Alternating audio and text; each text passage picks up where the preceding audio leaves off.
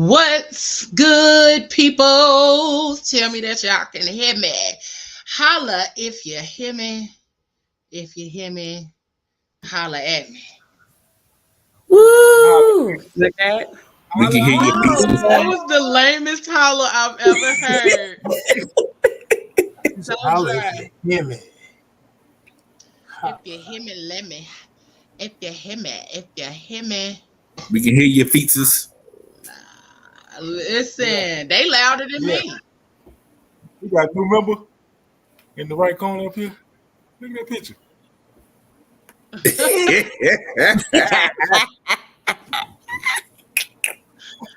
Listen. Listen. Mabel. We don't know. Mabel. We don't know Mabel. her. Listen, that's First Lady. oh. Why me and Mouth 20? What up, though? You see what we doing over here? Mabel. Y'all twinning on. Let's go. We here. because they both got You know on what I'm saying? hoodies. Great mind think alike. Yeah, baby. It's hot as hell. We gotta be wearing some hoodies. Listen. Don't start. Don't start, sir. This is a serious episode. This is a serious episode. Don't start. Oh man, it's hot as hell. Listen. I got my Wonder Twin back. I was activated. Now you activated? You see? Listen. You ready? Yeah, he ready. You ready now, Pablo? Because your Wonder Twin is back. Pablo's about to say something about you matching your background. That's all I'm saying. Okay. I can match my background. He was quiet for a couple of weeks. Don't worry, I'll put him back in the corner. Marasaka. I will put him back in the corner. Starting already. Y'all, it's starting already. Well, listen. Before they get too deep into the bashing, I want to welcome y'all to another episode of the Phat Girl Chronicles, where we get all up in your business and discuss the topics that matter to us most each and every Tuesday, which we lovingly call Fat Tuesday, right here on Facebook, YouTube, Instagram, and our website, leorochelle.com. You will find us there live. All you got to do is go to the Phat Girl Chronicles page, and you will see us there. And we are live. Listen, so we everywhere. We is everywhere. We want to say what's up to all of our people over there on Instagram. Thank y'all for tuning in. Thank y'all for joining us. We got Miss Doris in the comments over here. Hey, Miss Doris. Hey, Auntie Michelle. Hey, Mama Doris. What's up, Michelle? So, I'm your girl, Leah Rochelle. Right here next to me, we got none other than the Mouth, a.k.a. Pop in this thing. Yeah, what's up? And then right next to him, we got none other than Miss Ayla, Coach Coco. Oh, no. And we got right here none other than Mr. Pablo, CEO of Sarcarigans. Shout out to Sarcarigans for allowing us to stream this on their platform over there as well.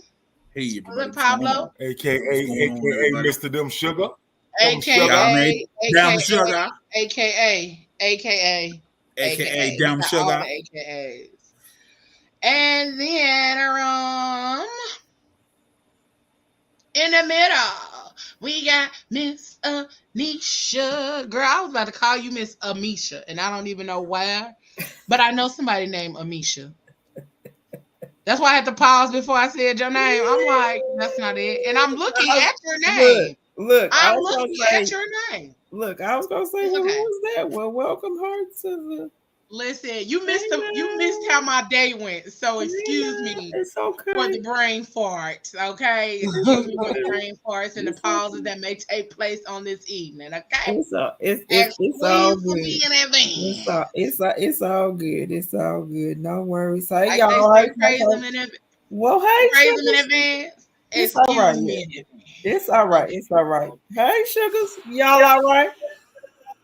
Listen, I'm wonderful. How you doing, love? I am good. I am good. Good. Can't be nothing else but good. I woke up this morning. That's all that matters. Praise the Lord. That's all that matters. Praise the Lord. And the rest is null and void.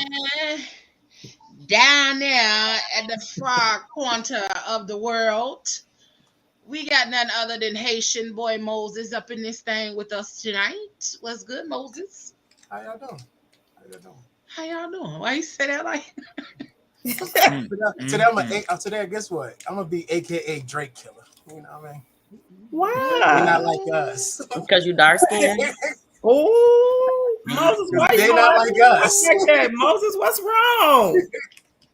I'm gonna be the Drake Killer. I'm going after all these light skinned people that's coming at my neck today. So, you know, Did you say the light skinned people? Yeah, the light skinned people. Wow. The Drakes. That's crazy. You know what I mean? Because they're not like us.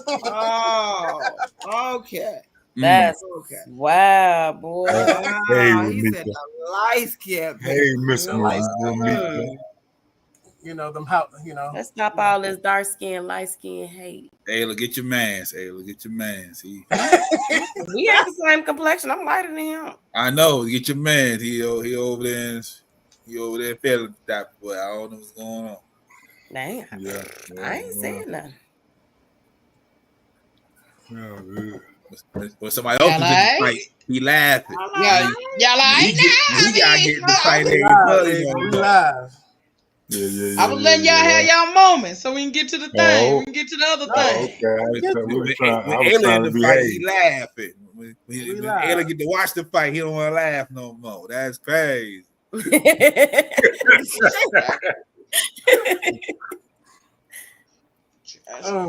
sure y'all was good. Okay. I mean, because he got thirsty. Gotta turn that light on.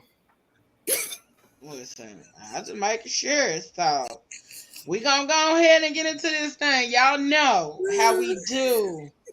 It is the month of May, and it is Mental Health Awareness Month. It is Mental Health Awareness Month, okay?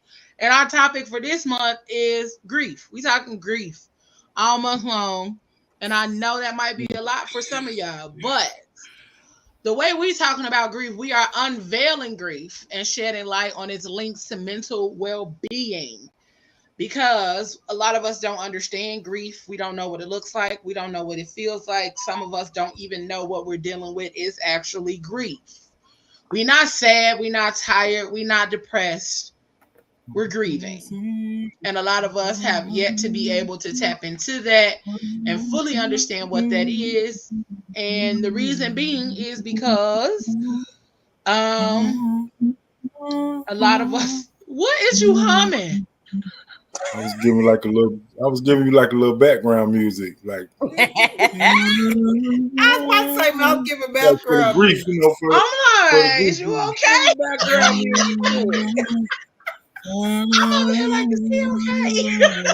You sounded good too. You should have continued going. It was actually going nice. Wait, because I didn't know what was going on. Like it was going with the flow. Like we was a little hyped, so I was trying to bring it back down to the grief part. You know what I'm saying? Yeah, I'm with you. I'm with you. I didn't listen. My brain was like, right, it just threw her off. Like, wait. She was like, I know I'm hearing something. Listen, and I also thought she was trying to figure out what I was saying because she about to do like this, twin.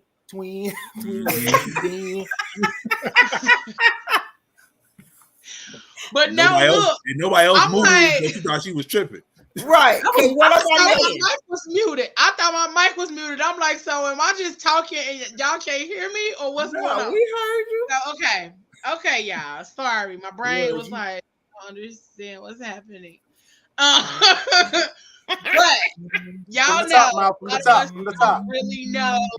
a lot of us don't really know what grief is and all that kind of stuff. So we're gonna tap in tonight. So for all of y'all, do y'all know what grief is?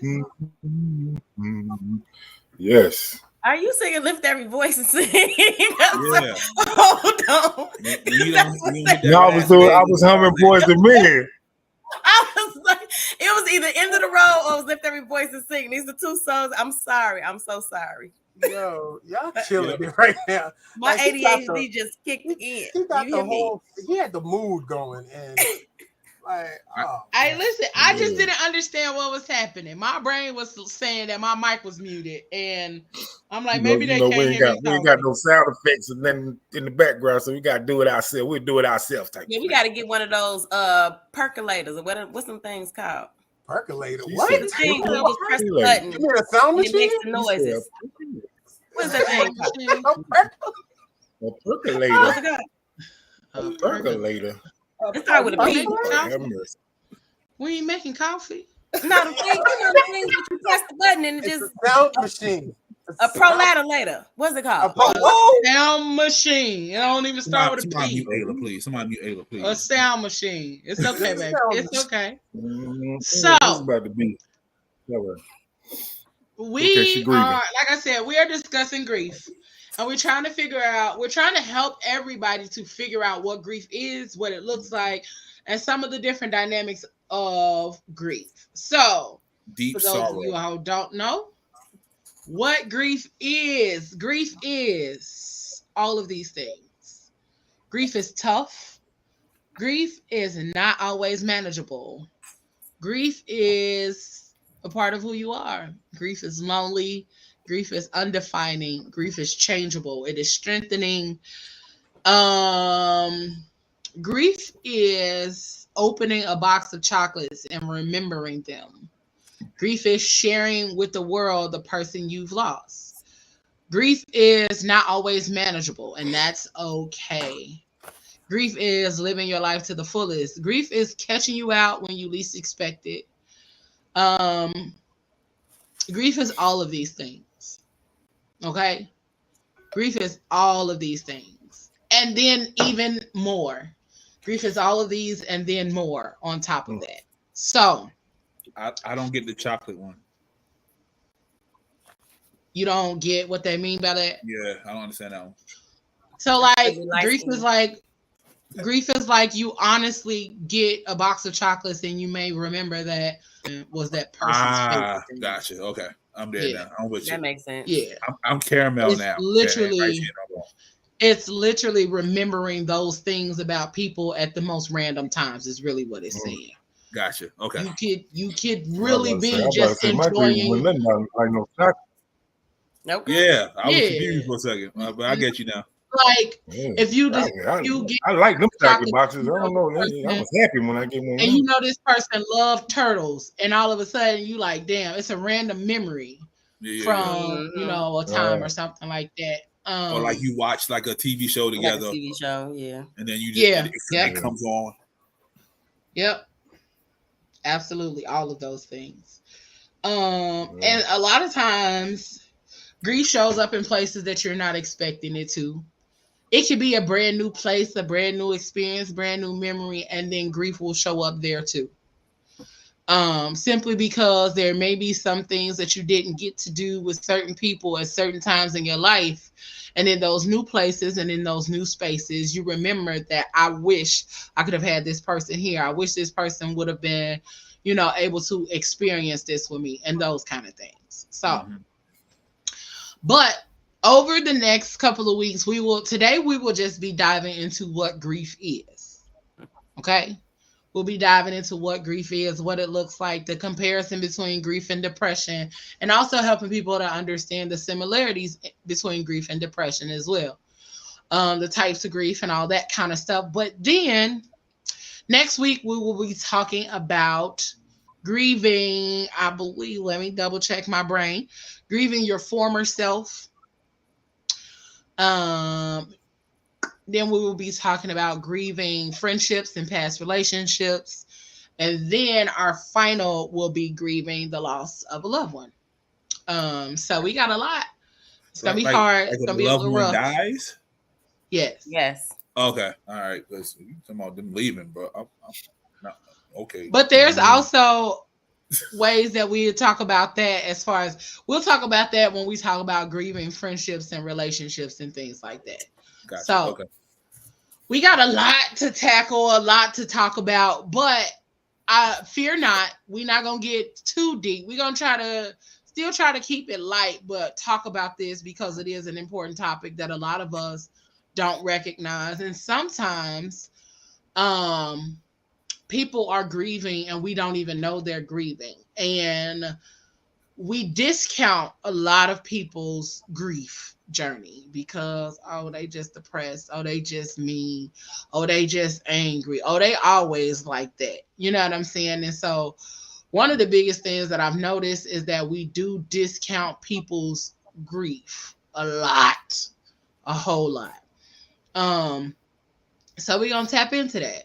So what's your thoughts? I think a lot of people. I think a lot of people discount grief just based on the I don't want to say ignorance, but just on the lack of knowledge of understanding what it is, and the generational gap too. Just like we were speaking last week, and Papa was like, his man was like, "Oh, he just having a bad day." Sometimes people just don't recognize what it is. Mm-hmm. Yeah, and then also moments, some people handle grief differently, so they don't know how to empathize when somebody's having a different type of form of grief than you are having or somebody else is having. They don't know how to recognize it. And some people show grief differently as well. So like somebody could be laughing all day long because they're not trying to think about what's going on inside their head right now. Yeah. It's just sometimes you just don't really understand stuff. Mm-hmm. Just like a few minutes ago when she said percolator, you don't understand that. So both of y'all at the same time? So both of y'all absolutely did not understand that. Now y'all not gonna keep talking about her and this percolator. She was trying to get a point across. She was called. I don't keep doing her like that. Okay. I have a little slow moment. I'm tired. I'm still dealing with grief myself, and I decided to unwind and color. So I wasn't really paying attention. That's a good way. That's interesting. Pencils or crayons? Yo, you got color pencils or crayons? Color pencils. There you go. Okay, all right. That's where to go. Okay. That's where to go. Oh my God. That's a teaching moment. That is a teaching moment because look, I tell a lot of people that to help with grief, but this is something that I do anyway. I'm big on journaling. I am very big on journaling. Started on writing the second series of journaling to release them. It's I think it's a therapeutic thing to get it down, to write it out, to get it off of you because it's a lot of conversation, and I guess it started with my little brother. Last week, it's been 30 years, so I had to get it out another way.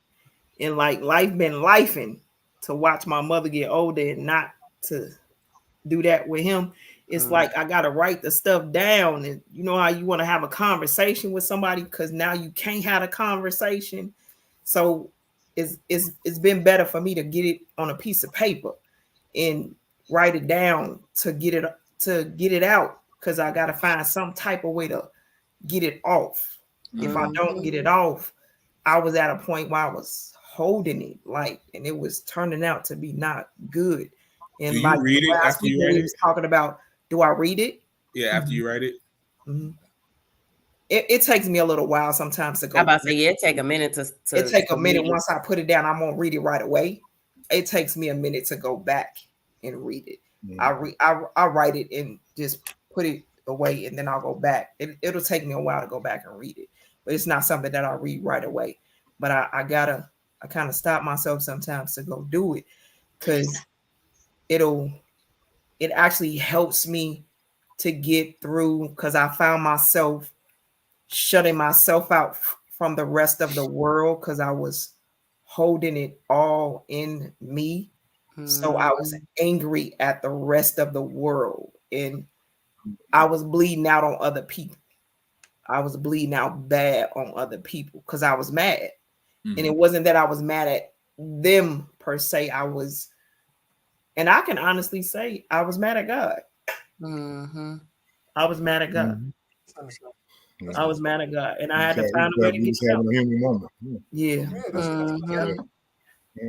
But listen to what you're saying. I'm sitting here thinking like a lot of people, and I guess in my age range now, because a lot of people are dealing with their parents now. Yeah. But that may be a good form of therapy, especially dealing with dementia and things of that nature, because you can't have that conversation with your parent because they're going through these phases and you don't understand these phases, and being able to jot them down and kind of remembering these things, that might be a good form of handling grief in that moment, because you're grieving. You're grieving while they're still living, because you're not understanding the process of the dementia or what they're going through. Yeah, and you know, That's dope. because we think that our Only parents, thing, unless it's people like me. Yeah. Like, go ahead. if I write something down and I come back to it, I probably ain't gonna understand it because my handwriting horrible and I can't spell. Yeah. Now, Mal, stop. I be reading back on my stuff. I be like, what the hell was I trying to say? Right, and it do. It's sometimes you go back. I do go back and learn. Now, wait a minute. Now, was you being retarded at the present moment when you wrote that? Because that just don't even make sense. But sometimes when you just in the you just writing or whatever you out. Yeah, you're just writing. Sometimes you just writing, and then sometimes I got to go back and piece some stuff and like, oh, okay, this go with this and this go with this, because you just trying to get it out. And something, then I have to say, wait, slow down, because I don't think what you writing making sense, because up here is going so fast, but right down here you're not writing as fast as what's going on up here. And slow down. You got to thinking faster than you writing.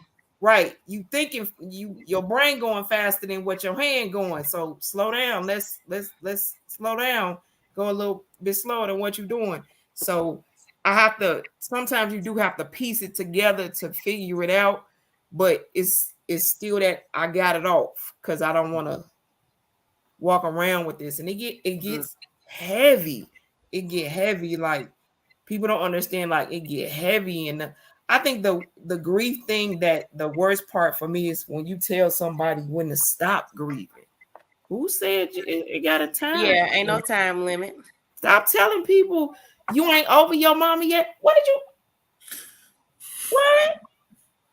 How dare you tell somebody that? Yeah, that's what Sheree just said. How dare you tell somebody I was just reading. What? I was just reading that comment from Doris, and I hate to admit it, I was that person until I went through it. You know, I used to be on Facebook and somebody be like, happy heavenly birthday to my mother, 10 years, blah, blah, blah. I'd be like, damn, she been gone 10 years. What the hell? Like, and then when it happened to me, I fucking understand it now. You know what I'm saying? So I hate to admit it, I was that person. Like, why the fuck you still grieving? Like, God damn. A lot of people are that way, though. Because they haven't experienced it, like you said. Yeah. And when you don't experience, you really don't know. And that's why I was saying, like, the ignorance of it or the not knowing, it can really show it. I really felt ignorant for the way I thought in the past. Because here I was yesterday, my mother's birthday, and I was the same fucking way. I'm in the fucking house crying. Mom, well, happy birthday, Mom. We get it. I get it. I get it. Like I told y'all, it was 30 years for my little brother. 30 years. And I'm like, until you experience it, you really don't understand it. Mm-hmm. Yeah, and the thing is like I've experienced, I haven't had a lot of passings in my life, but some of the ones that really hit were ones that is like the ones that are unexpected. Those are the ones, and you would think that those would be the ones that bother you the most, because it's like it was unexpected. But in all honesty, like my grandma just passed a few months back, and my dad had been 3 years yesterday of him passing. And watching my grandmother go through that process, I was grieving her while she was still alive. And that was a different form of grief that I've never experienced before. And with my dad, it doesn't get better. It gets better, but it's not how I think people think it's going to be. Like it's not an out of sight, out of mind. After you've experienced years in love with somebody for so long, you can't tell me I done spent 30, 40 years with somebody pretty much my whole life, and then I have to be over it in 2 years. That doesn't work. There was a girl that I talked to, and she was saying that she didn't like when people put the happy heavenly birthday up Because you should be over it. You know what I'm saying? And I looked at her like, it's been this year, it'll be 9 years for my mom, and I'm not over it. I'm not over it because that was my mama. My mama was the person that I church gossiped with. My mama was my everything. And like my mama was also the person that I bumped heads with the most because we were so much alike. But a lot of times people don't realize the moments that you think about or the moments that come to mind that you think like, damn, I would have wanted to experience this with my mother. Or, you know what I'm saying? Like, I started writing a book some years ago and I haven't finished writing the book because the character in the book was got engaged and was getting ready to get married, and I realized that I would never experience that. Oh, the character in the book, she's getting ready to get married and she called her mom to tell her mom she was getting engaged, and I realized that'll never be something that I'll get to do. That'll never be something I get to experience. I'll never get to call my mom and tell her that I'm pregnant. I'll never, you know what I'm saying? Like all those kind of things. I'll never get to experience those things. And so I even posted like not even a couple weeks ago, like a week or so ago, that I was having a moment because it happened randomly at work. Yep. I was at work. You be minding your business. Minding your business. I was at work. I was at work and they had me in the baby room. I was in the baby room. I got to feed the little babies, and they some little chunky babies we got at work. So I'm in there like, oh my God, I'm happy at bliss.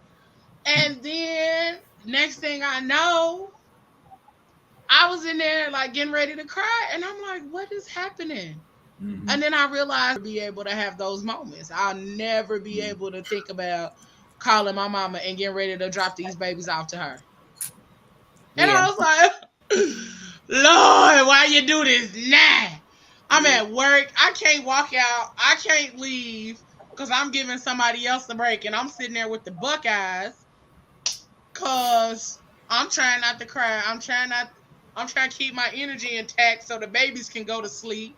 Because babies feel everything. The minute you feel stressed, energy. They feel stressed. And I'm like, oh, Lord. But when we talk about grief, a lot of times people don't even understand the different dynamics and different layers that it comes with and how that grief took place. Because like Ayla said, her grandma was sick, and so she had a little time to grieve. My mother was suddenly got sick. And then she was in the hospital. And so it was a bunch of ups and downs when she was in the hospital. Mm-hmm. Then she passed. And so it was a lot of unresolved questions and a lot of things that, I felt like it was too early. It was too soon. I didn't get enough time. I wanted more time. And so that's one of the reasons why I tell people all the time, like, be intentional about your people. Because if I didn't learn nothing about my mother's passing, tomorrow ain't promised. And I knew this because I lost my father when I was 13. I lost my dad when I was 13, and I lost my mom when I was 30. So, and even the way that your brain changes or the thoughts that you have when certain dynamics of who you are or who you were change as well when you're dealing with grief. So the first thing, or one of the first things that my sister, we had a conversation. It's funny now, but it wasn't funny then because the first thing that she thought about was, I'm a fucking orphan now. Like, it's funny to us now because we grown as hell talking about we orphans. And when you think about orphans, you automatically think about kids. And so it's funny to us now. But at the time, it was like, no, bitch, for real. Like, we fucking orphans. And so we can laugh about it now. But then it was like, bitch, you right. Yeah. I do got a video, though, that goes with some of them intrusive thoughts that be hitting you because of grief.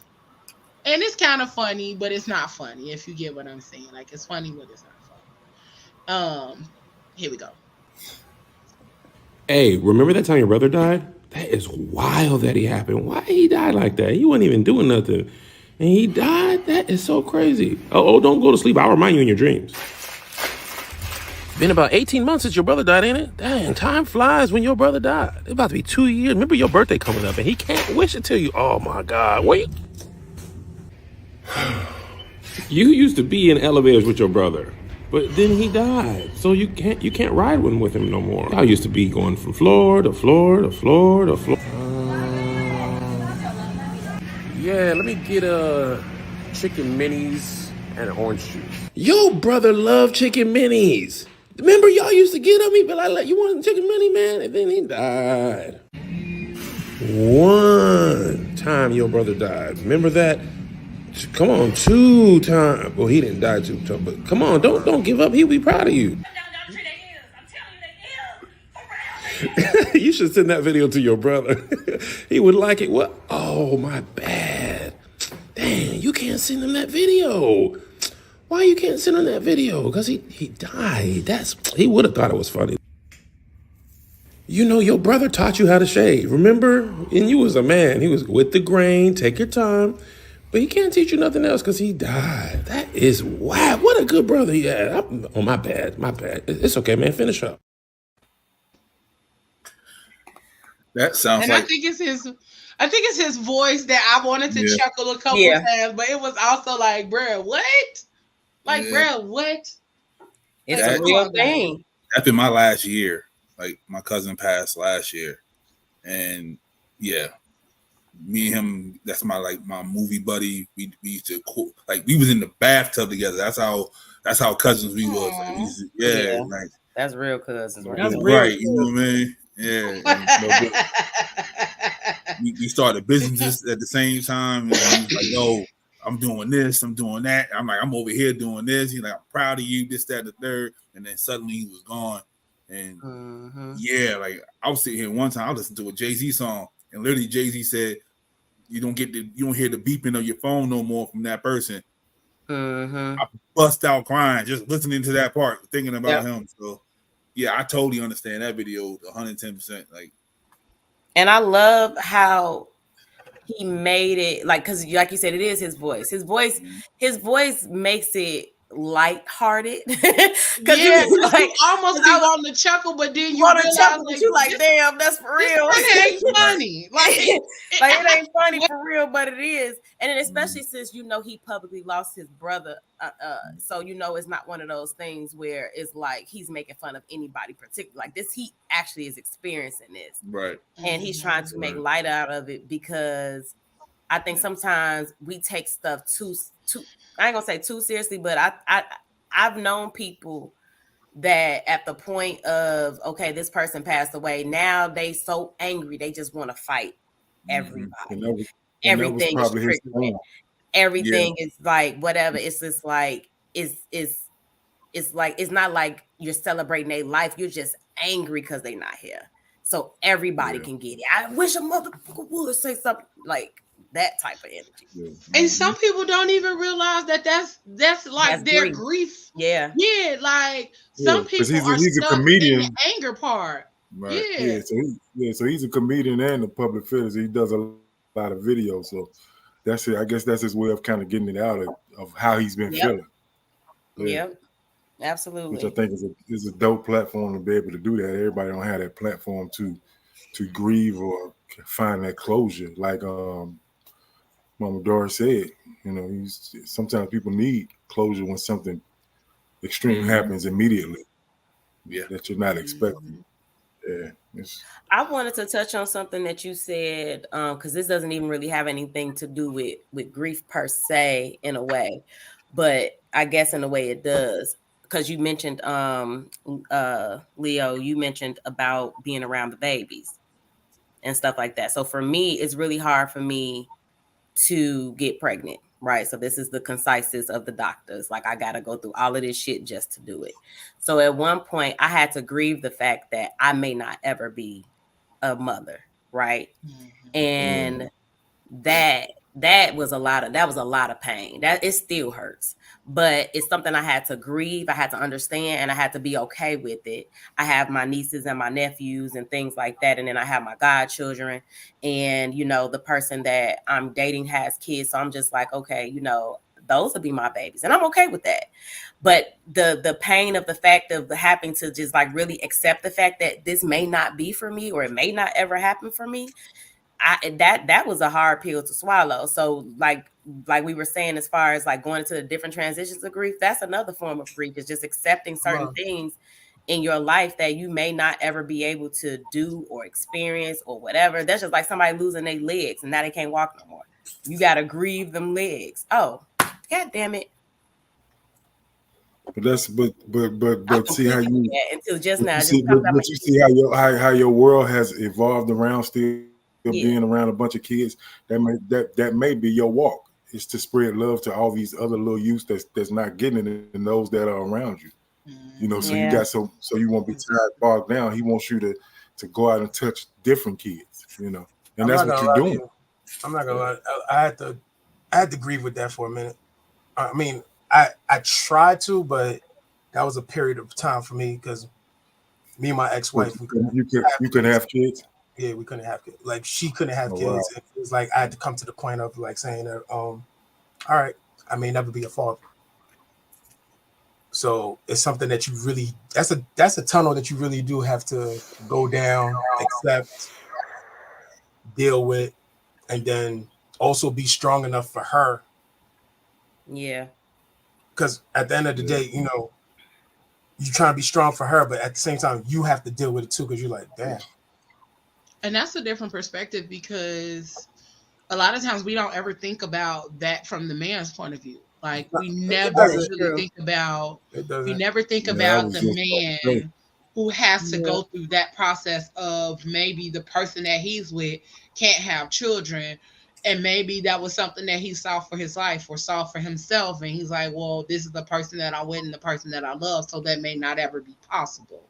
And so we don't ever get that side of it. So thank you for sharing that, Moses, because a lot of times we just hear about the woman's process or how women may not be able to have babies. Be honest, it's like when you go through something like that, it's very selfish.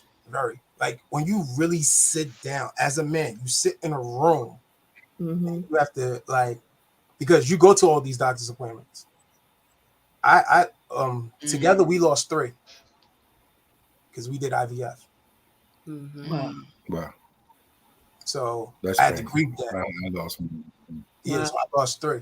So I had to grieve that silently and be strong for her. And in her head, and not even her head, what she physically said was, I lost. It wasn't us. It was never we not it. It should have never. It was. But and I get what you're saying. It was never. And here is where my heart goes out to you.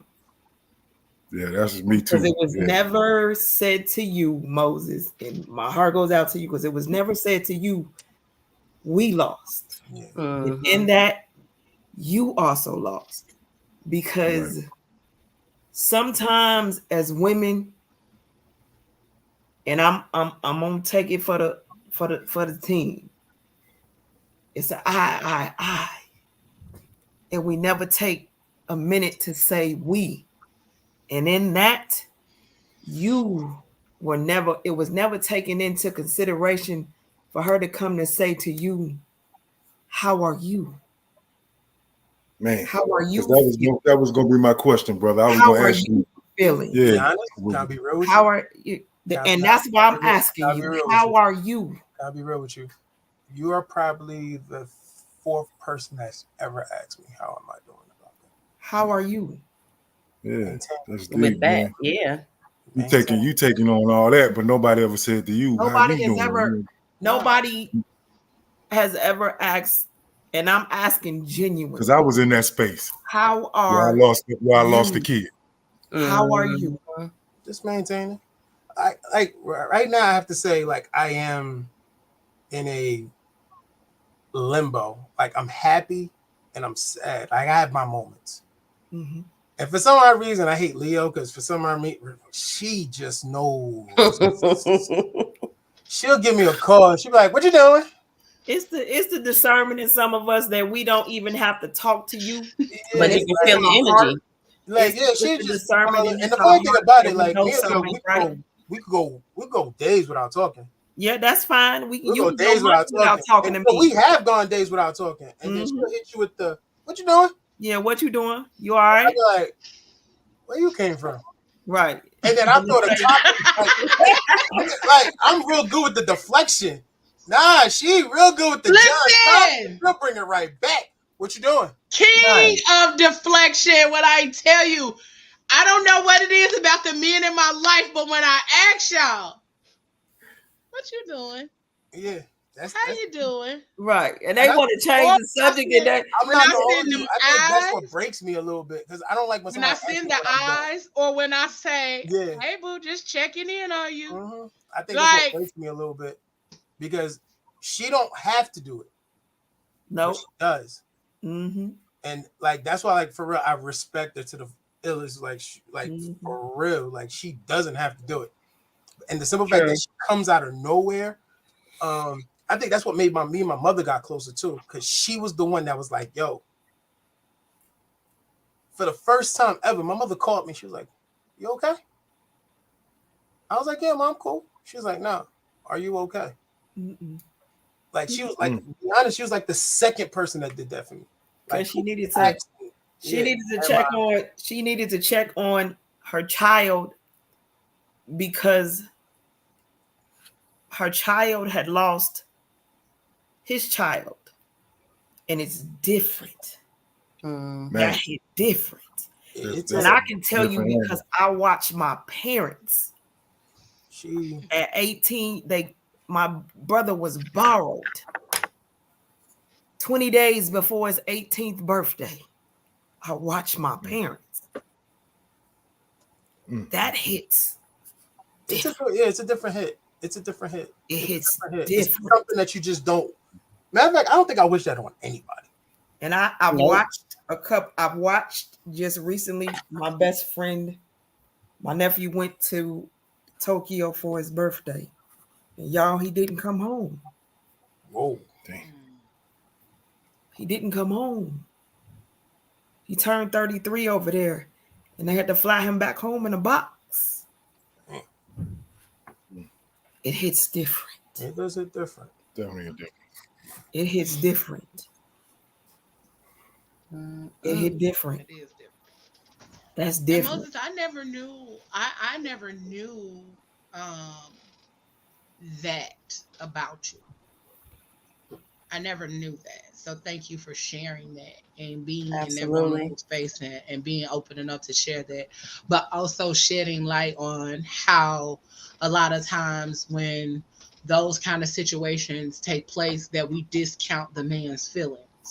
And not just the person that you're with. A lot of times it's society discounts your feelings and your thoughts and how you go through that place or how you go through that space of grieving, but also not grieving out loud. Like you weren't given the space to grieve out loud. You weren't given the space to be present for yourself in that moment. Because a lot of times when we grieve, we don't even recognize that we have to still be present for ourselves in order for us to be who we're supposed to be in those moments. Because a lot of times it's like, damn, I don't even know what to do, how to do it, when to do it. And so we be blank a lot of times until we realize, like, no, you still got to get up. Yep. You still got to go to work. You still got to do all the things while being in the midst of grief. And so I definitely want to say thank you for sharing that. Absolutely. Secondly, you always know at any given time when you down, when you feeling something, even if I do randomly just send you a, what you doing? You know, that it's because I swear to you, if I love you, then I'm going to always know when it's something not right. I'm going to always know. Like, I don't know exactly what it is, but I know it's something. And the sooner y'all learn that, the easier for everybody. Now she definitely hit me with a "you good?" I'm like, girl, no. I do got a question for y'all though, and this is something that I have to try to unpack in therapy. Mm-hmm. So, who better to ask than you guys? How do you grieve Leave right somebody? there, Leo. Sorry. How do you? It's all right. How do you grieve somebody that you just hate? Oh, That's something that you have to work on from within. You yep. know, and How? it's hard. You know, it depends on what your beliefs is, what you believe in, what's your I believe. beliefs. I mean, the beliefs is. I believe there's a God. I believe there's a But, higher power, but the hate is real. yeah, but to release yourself, you have to forgive that person Mm-hmm. because that's gonna weigh That's down. That's just Oh, weighing hell down you. on you. that's That's a gonna weigh lot. down on you and weigh down on you, and That's a lot. and That's it a may lot. weigh. That's a But let me lot. tell you, And it'll I'm gonna tell you manifest what in other I'm gonna tell you ways. what to do. And my Yep. grandmother told me, a lady told her to do this. Say, I forgive this person, but you say it every day. And like my grandmama said, shit, I ain't gonna mean that shit. But the more you say it, the more you say it, the more you'll start believing, and the more it'll start releasing from you. Yeah, Um, you gotta let that go because that shit is gonna be heavy on you. And I want to tell and you, I don't know, but me being on this show for so long, this show is like therapy. You're gonna get a Mm-hmm. lot of therapy on this show. You're gonna get a lot of it's just us talking about topics that you're gonna get a lot of shit out that you probably ain't got out on the couch yet. And it's yeah, gonna be but that's why I said revealing.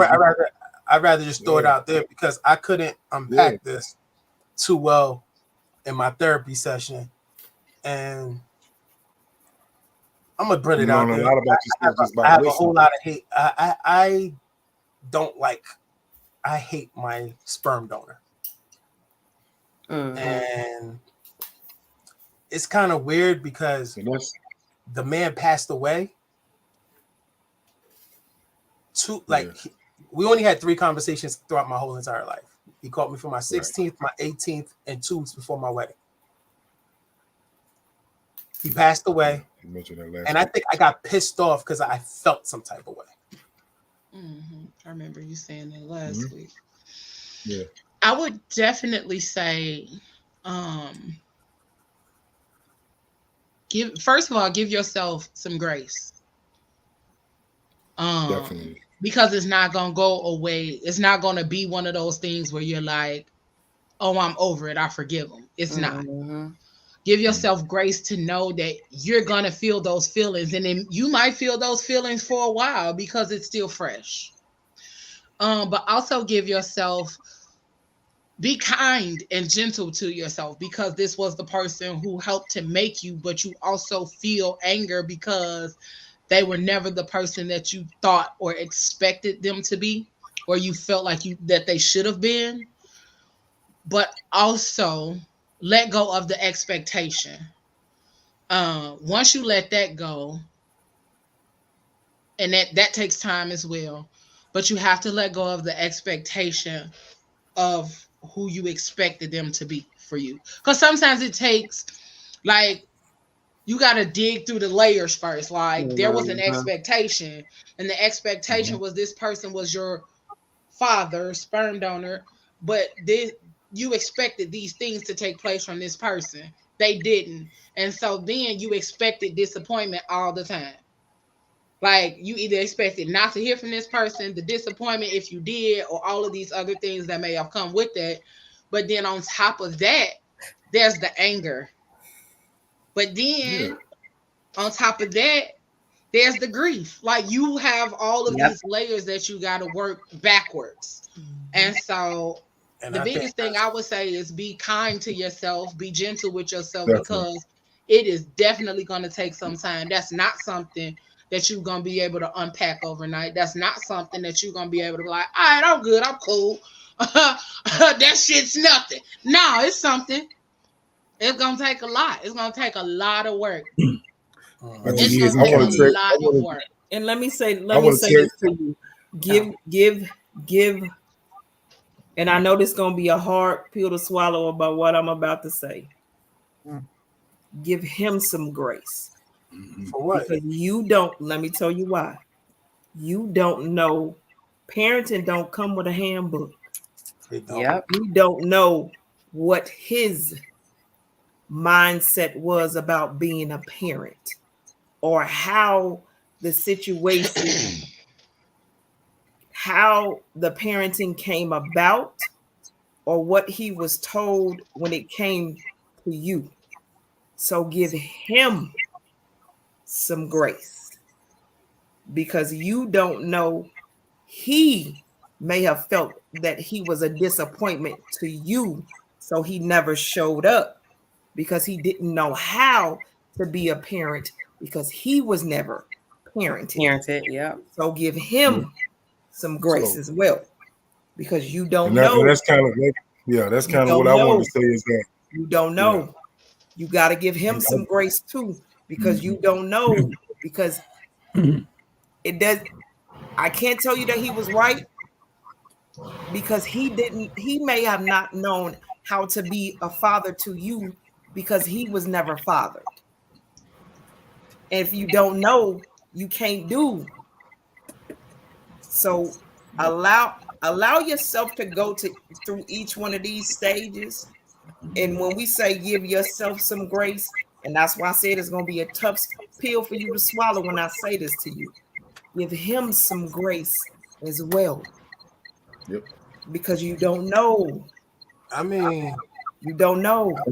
And I want to say this to you, Moses. When you pray, thank your Father for teaching you how not to be. Exactly.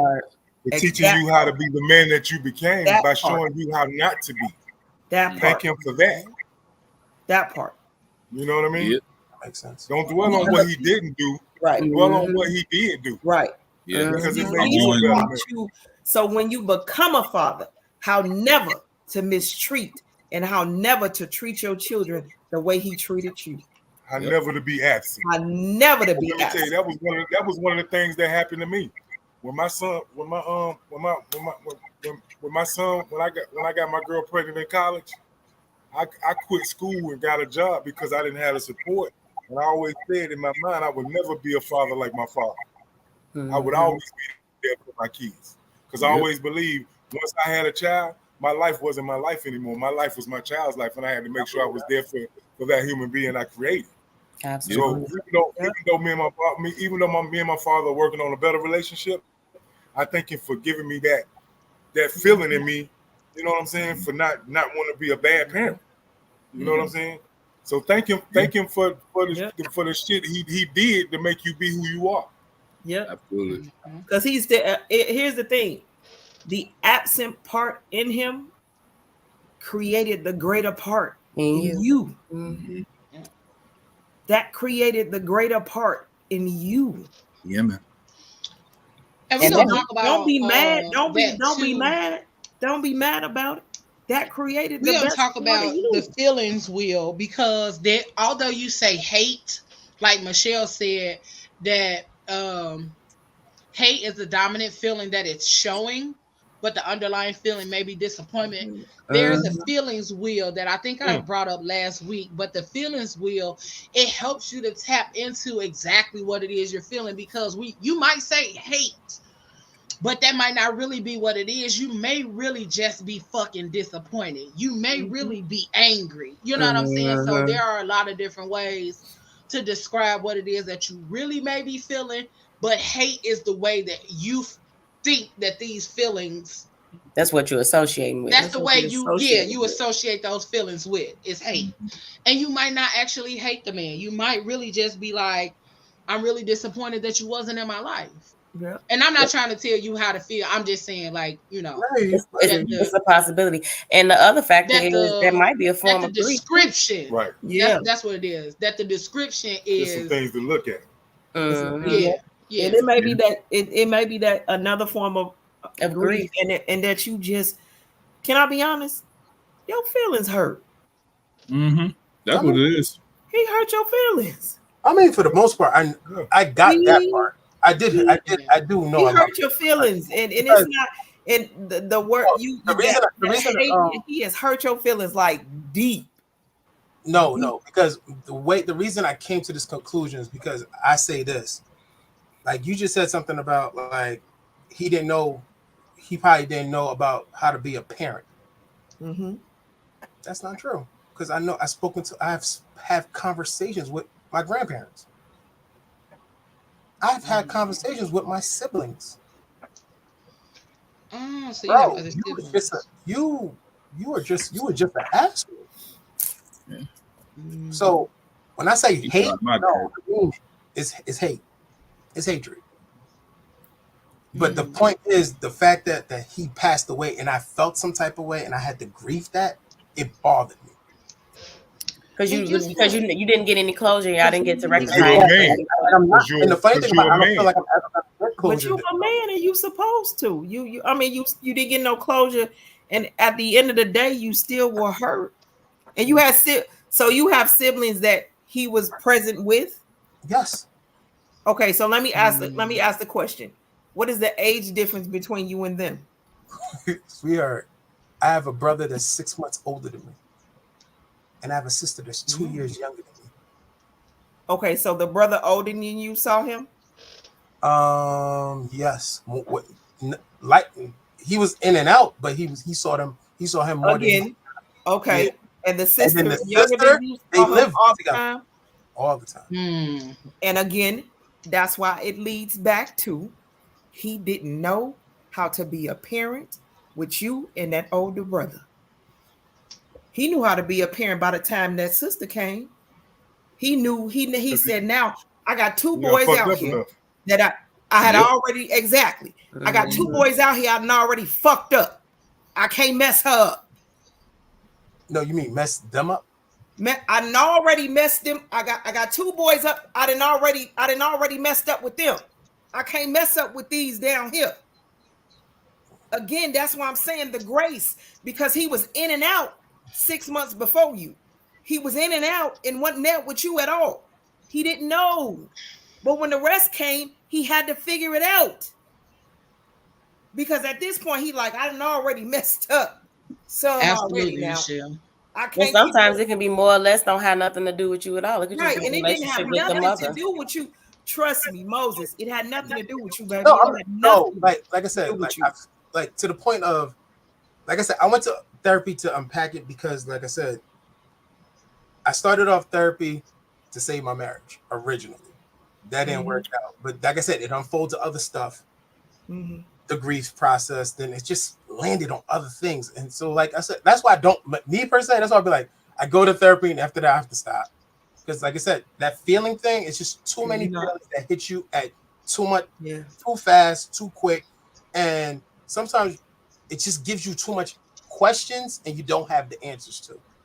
And I'm gonna be honest, And that's valid. and That's really valid. It's real valid. It pisses you off because you don't have the answers to it, and then nobody else could help you get the answers. And then, like for example, I had to take the time out to investigate. Like I personally went in to investigate this man. So I was like, all right, cool. I got an older brother. Okay. And then I started talking to my sisters, and I'm like, oh, okay, cool. Then I started talking to my aunts, like everybody on that side. I investigated and I did the time.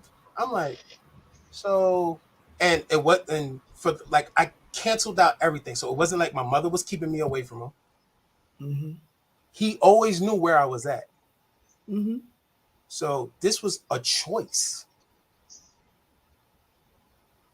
All right, bro. So now, but what was the point of you always calling me? You was already out. You could have stayed out, but you dived in. Like, what was the point of that? So, like I said, that's why I said, like me, I go to therapy. Yeah, like I'll go to therapy. Like I'm going to therapy now. I give it like probably 2 or 3 weeks. I'm gonna stop. No, you're not gonna stop this time. No. You're not gonna stop. No, and let me say this. I can understand why. Because therapy makes you face some shit that you sometimes not ready to face. Yeah. And so then when you in the midst of it, he not saying he gonna quit therapy altogether, but he gonna have to take a break. He's gonna take. He gonna have to take a break because sometimes therapy will have you in your feelings. It will have you angry. It'll have you mad. It'll have you feeling shit, like he said, it'll have you feeling shit that you're not prepared to feel at that moment in that time. You do have to take those moments to back away from it, to be like, hold on, I need a couple of weeks to process this, because if I come back next week, you're gonna keep wanting to talk about this, and I don't want to talk about this because my feelings I'm feeling all the feelings. And so he probably, he's saying. But one thing I also know is that he not gonna quit, but he gonna need that break. Gina said, you have to recognize the source or reason for the hate. Also understand that he may not have been able to show up because he may not have had the proper example to follow. Then she also said, but please know that your feelings are valid and you have the right to feel this way, but take your time to navigate this space and do not rush the process. Absolutely. Yep. Great comment. Michelle said, words yeah. And Michelle said, it can really be challenging to forgive or give someone grace who hurt you so deeply. Moses' feelings are valid and he has to work through that before forgiveness can happen. Absolutely, because a lot of times we be trying to tell people to forgive somebody for something. Like, we not kids no more. Back in the day, you could tell a kid, now say you sorry, and then sorry, and next thing you know, 10 minutes later, them kids over there in the corner playing. We not that no more. And some of the things that have hurt us deeply and hurt us in a different way because we are older. And so now we have to process things a little differently because a lot of us are fucking jaded. Like a month. So we gotta process those things. Some of the process that you go through now, it affects what you do now. Like, I had to just recently notice that my past is starting to catch up to me with the way it affects me now with current relationships and dealing with people. And like I said, I had to unpack the father thing because it started tapping on the window of the way I'm dealing with the person I'm talking to. Like if the person gets too close, you gotta find a way to just sabotage it. Sabotage it and break it off. Sabotage, Buki. So remember when we talked about last week when we said you bleeding out on other people. That's what that is. When you bleeding out on other people.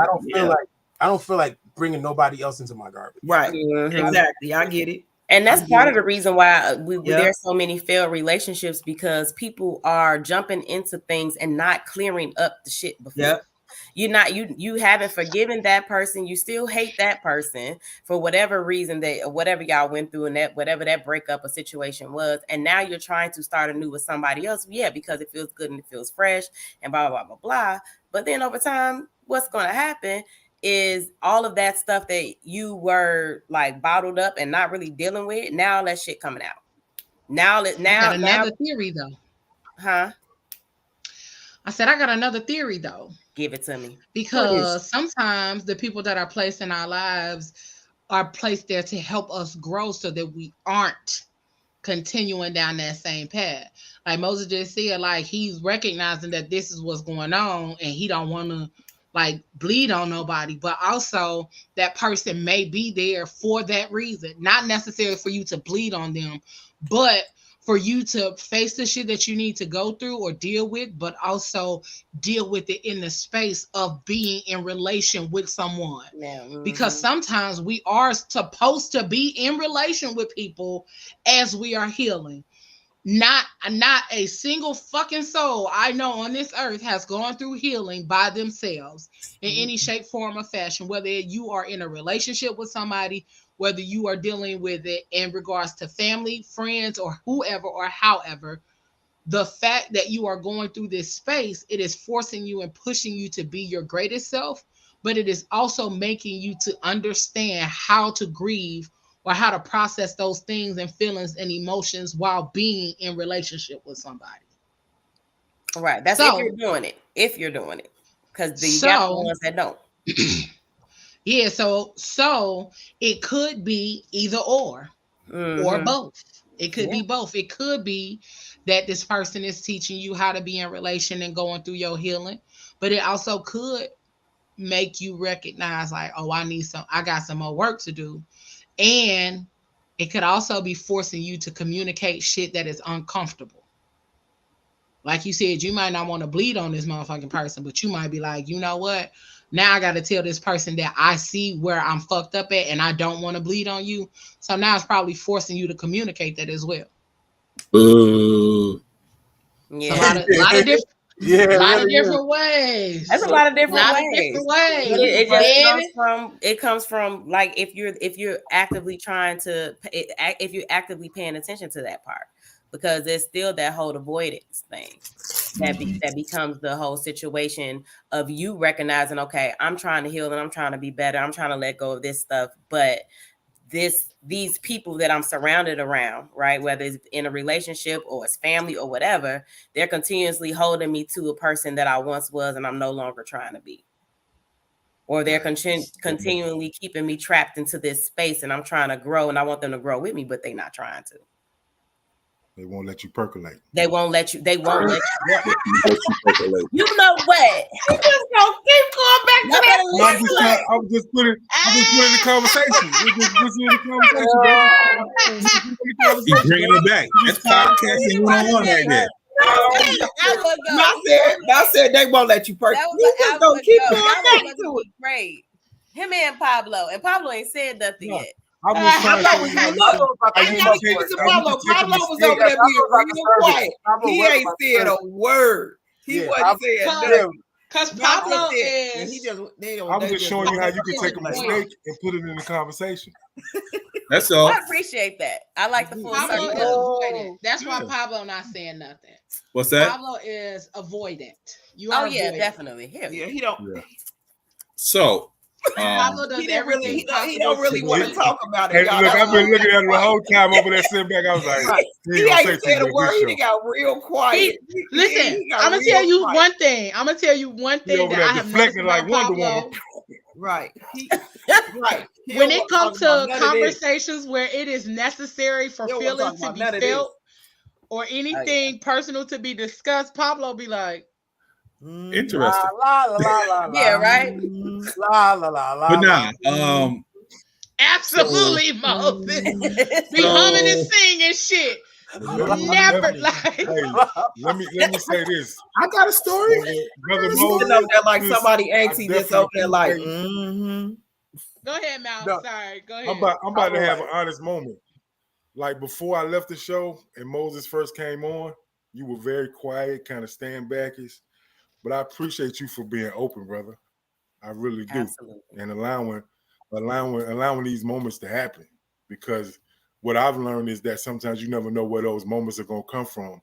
And I've learned by doing this show that, like I said, a lot of moments I have come from this show. Like I be sitting back listening and I be like, yo, shit, that's me. Yo, what the fuck? I'm bucked up.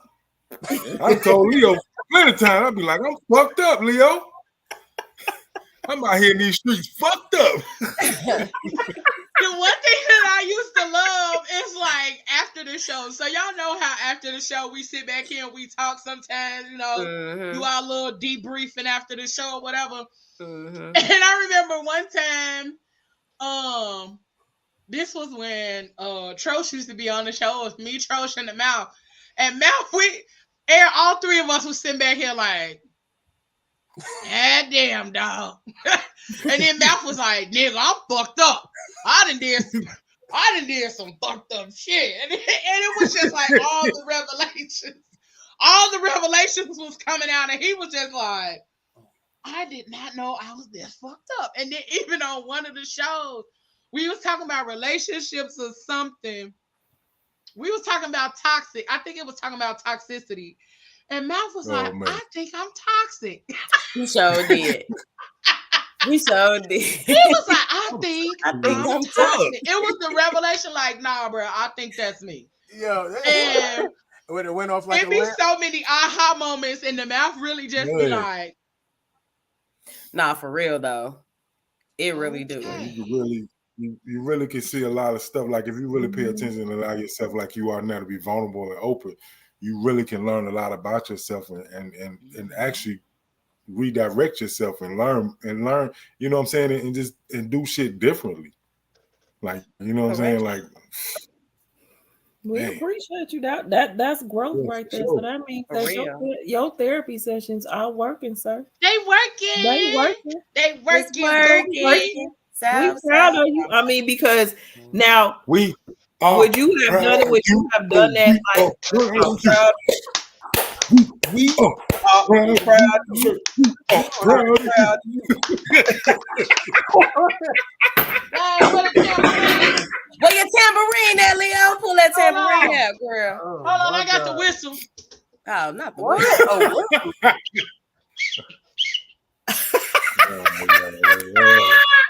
Hold on. That's a whip. Hold on, I gotta get. That they sound like a whistle. That sound like a whip. I wasn't blowing it all the way. I'm gonna say because that ain't a real. Use your throat. Use your throat. No, blow that whistle. No, Daddy. Yeah, you didn't blow it all the way like that. You ain't blow it right, girl. You gotta blow it. Put your mouth. No, Daddy. No, Daddy. No, Daddy. But no, for real though, we appreciate that. No, Diddy. Right, because that takes a hell of a man to sit here and share that out loud like that. Absolutely. It take a hell of a man to do that. And to be honest with you. And tell us the truth. And here's the thing, you asked us a question. Yeah.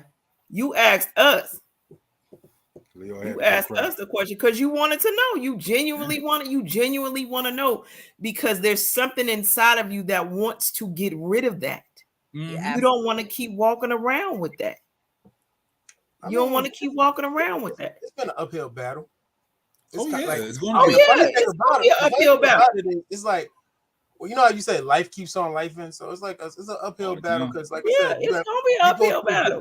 It's like different stages. Like that, I've been trying to deal with for a minute, and then now I have to deal with, like I said, my losses. Then now I'm dealing with a divorce. Then I'm dealing with meeting somebody new. Okay. Liking somebody new, and like you have all that dumb shit in the background, all that noise. Well, I call it noise now. It's all that noise, and then you're meeting somebody new, and you know, you're like, wow, this is different. And you know, the like, so like the noise is overshadowing everything else. Yeah, the noise started to get a little loud, and you louder. Wait. This noise like wait. This is a little loud back here. Hold on. Let me tell you, this on loud. The other side, when that noise quiet down. Yep. I'm trying to tell you. I'm a living witness. When that noise quiet down, you're gonna be like, oh, okay then. So I'm gonna tell you something. What you gotta say, Pablo? When I tell you, it's not. When I tell you, it's not something that's going. The healing part is a journey. Like I told y'all, it's all the time. It's all the time. But when you get in it and you doing it's gonna hit different. When the noise start to fade away, you like, oh, okay. Okay, and it's gonna be a couple of things that may trigger you, but then you're gonna know how to handle it. And you're gonna be like, oh, okay, then. Triggered at least twice a day. And when the trigger comes, you're gonna be like, nah, that ain't what we doing. And you're gonna know how to handle yourself and keep moving.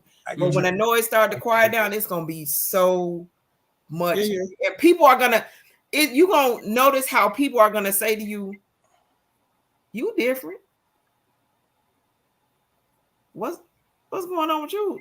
It's something different about you. And that's when you're gonna be like, oh yeah, I did some real work. Oh yeah. And then you're gonna notice that the people that can accept the new, I call it the new, that's gonna the people that's gonna always bring up, remember when? And you're gonna be like, what? Why we keep talking about remember when? Remember when? No, let's talk about right now. Them gonna be the people that's gonna be like, they're not gonna come around quite often because your light gonna. And that's okay because you don't need them. You don't need them anyway, because then your light gonna be too bright, and they're gonna be like, "Oh, I can't go." I mean, for the most part, like me and Leo had this conversation. I lost a lot of friends for the past couple of months. And the funny thing about it is like it didn't bother me either. That's when I knew something was up. Like people were just dropping off. Like if I hear from you, I hear from you. If I don't, I don't. Because you move it in a different space. So it's like I said. Like I was focused on a certain. Like I said, it's like my inner peak. Like it's so funny because me and Leo got closer. I met Leo through a third party. Y'all don't even understand. The introductions to me and Leo is so third party. We was not. I should not like. We just started clicking. First thing we make fun of this. We joke about it almost every time we talk. I was like, "How your boo doing?" She'd be like, "What boo?" And then I know exactly who you're talking about. And then I'll be like, boy, fuck you. Because that nigga ain't my boo. Because me and her got closer. Leo met my ex-wife. Leo drove to Baltimore to do a photo shoot with me, not even knowing me. So it's like the way our friendship became, it's so weird that she knows when I go through my little, and I'll get a text or an eyeball. I'm like, what the hell is wrong with you? Like but it's the same with Pablo. It's the same with Pablo. She definitely did. I met Pablo through a third party. I met Pablo through Gary, from the C Plan Do show, and we did a show together, and then we ended up like talking about doing some podding together and doing stuff together, and then it turned into a whole thing.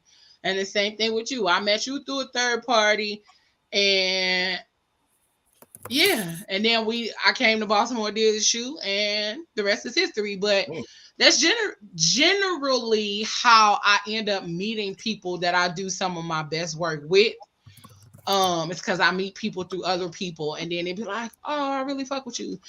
And the other thing is too, I think people don't really believe that I'm the type of person that I really am. Like I get that a lot of times, like, oh, I didn't know you was like this for real. I don't fake this. Like this hard to fake. No, she her for real. It'd be exhausting. It's hard to fake, nigga. Okay. Exhausted in the motherfucker. Like, how you got time to fake? Kidnapped in Baltimore. She almost got kidnapped in Baltimore and everything. I know. In Jamaica, right? And Jamaica, yeah. Jamaica definitely. Jamaica, they was really coming after her. It was really Jamaica, definitely. Jamaica, they was really gonna take her. And I don't think we could have done anything. My man said, "Fluffy." I said, "Oh shit." Not so much Baltimore, but definitely motherfucking Jamaica. Yeah, Jamaica. It was like, "Yo, you're so fluffy." I was like, but yeah. All right, Pablo. Let me express my feelings. Come on, Pablo. Come on. Hi, my name's Pablo. 4 years ago. This is not a 12-step program. Hi, Pablo. 4 years ago. 4 years ago, my father passed away. You know, right. And I had the same feelings Moses had. Oh, like the exact same feelings. Wow. I didn't see my father a lot. You know, he was out in the world. You know, he grew up in the crack era, so the drugs took care of him. So when I saw him, it was like 2 seconds, and he going off on another mission. Me and him never got close. I have little memories of him when I was small, but that's just about it. My younger brothers have all the memories of him, so I understand exactly what you're talking about. My younger brother, my cousins have all the memories of him. Like I can sit down with my cousins; they can tell me a whole bunch of stories that they did with my dad. I have none of that. So when he passed, again, I thought wasn't gonna feel anything. Went to the funeral home. I saw my name because me and him had the same exact name. Saw my name on the wall. I was like, okay, a little weird, cool. Walk in there, same face. He's just older. You know what I'm saying? Emotions just started flooding. Didn't know where they came from. Didn't know what was going on in my life. Hugged my mama. Mom was like, "You okay?" I'm like, "Nah, I don't know what's wrong with me."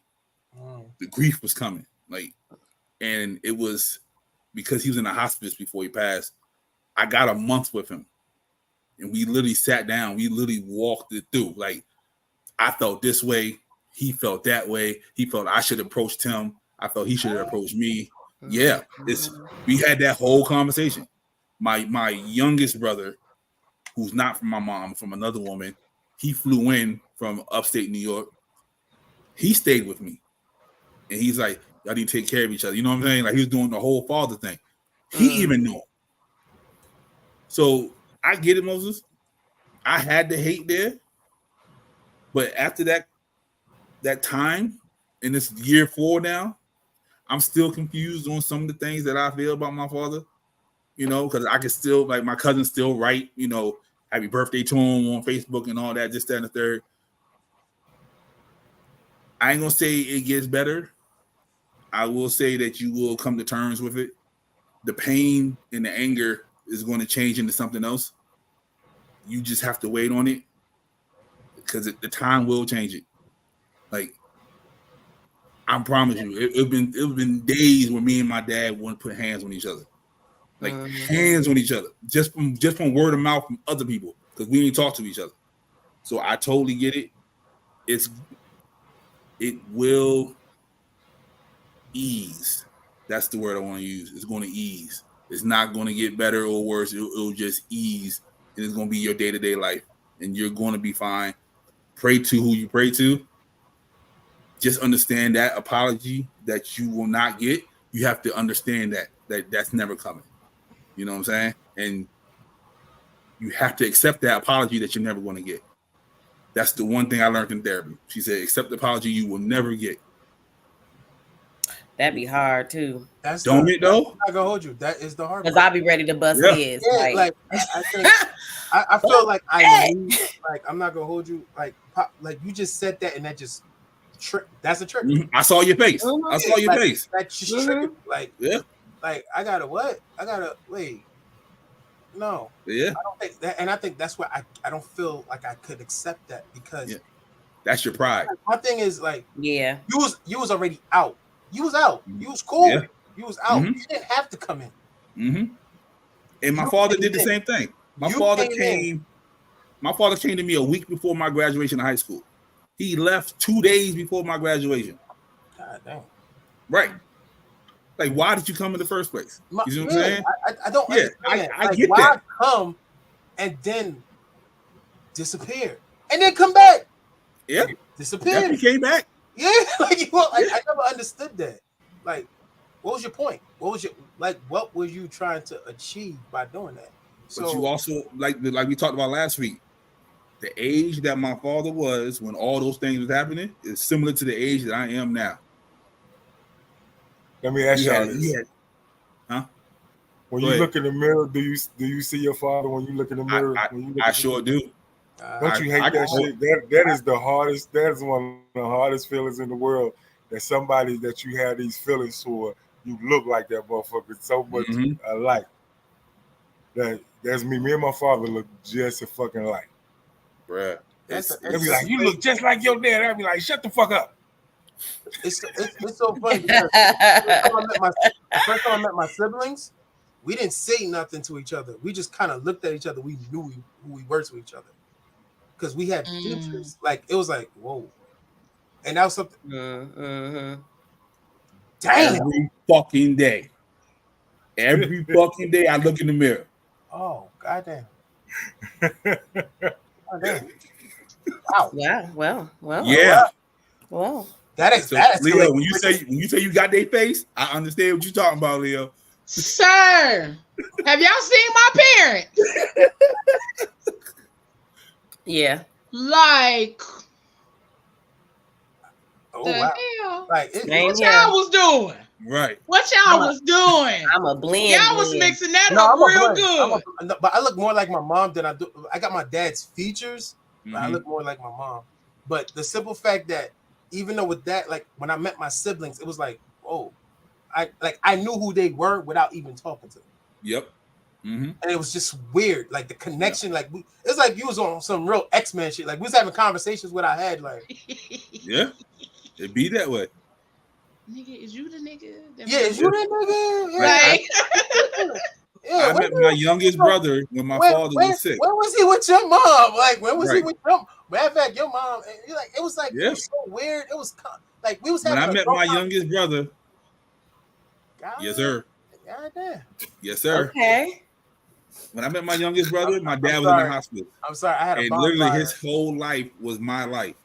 Like he's a creator. He paints. He does things with his hands. Like all that. His entire life was identical, and he's an Aquarius like me. Like, bruh, I can't call it. Wow. So my father's picture, I had a bonfire and I burnt it. So yeah, that was the day I was feeling kind of. And my middle name is his first name. God damn. Yep. Leo, why your face like that? Yeah. Because I wasn't expecting that. I'm like, wait, what? My middle name. Shout out to my brother Victor out there in Schenectady. What up, though? Miss Brown, yeah, my dad does have siblings. Yeah, that'd be me. Victor. Oh yeah, I got an old nigga name. I'm an old nigga up. And do. I mean, listen, I told you have the same name as my daddy. I didn't tell you that initially. I told you your name is tattooed on me. Mm-hmm. And then you figured out that it was my daddy's name. I was like, hey, your name is tattooed on me. And he was like, what? And I was like, it's my dad's name. You got the same name as my daddy. I mean, like my daddy, my granddaddy, and then on my mama's side is my uncle and my cousin's name. Like, I got so many Georges in my goddamn family. It is not even funny. Both my grandfathers. My dad, I think my stepfather, my step grandfather was named George too. Like Georges that stayed there. So my mom said it could never be another George ever again. So yeah, y'all gotta let literally that go. right here. Was it just me or did everybody hear Leo turn into a little girl? Yeah, my she did. Daddy and my granddaddy. All right, now I'm gonna sit back in the corner now. I ain't gonna talk no more. No, that was good though. That was good. I needed that. Yeah.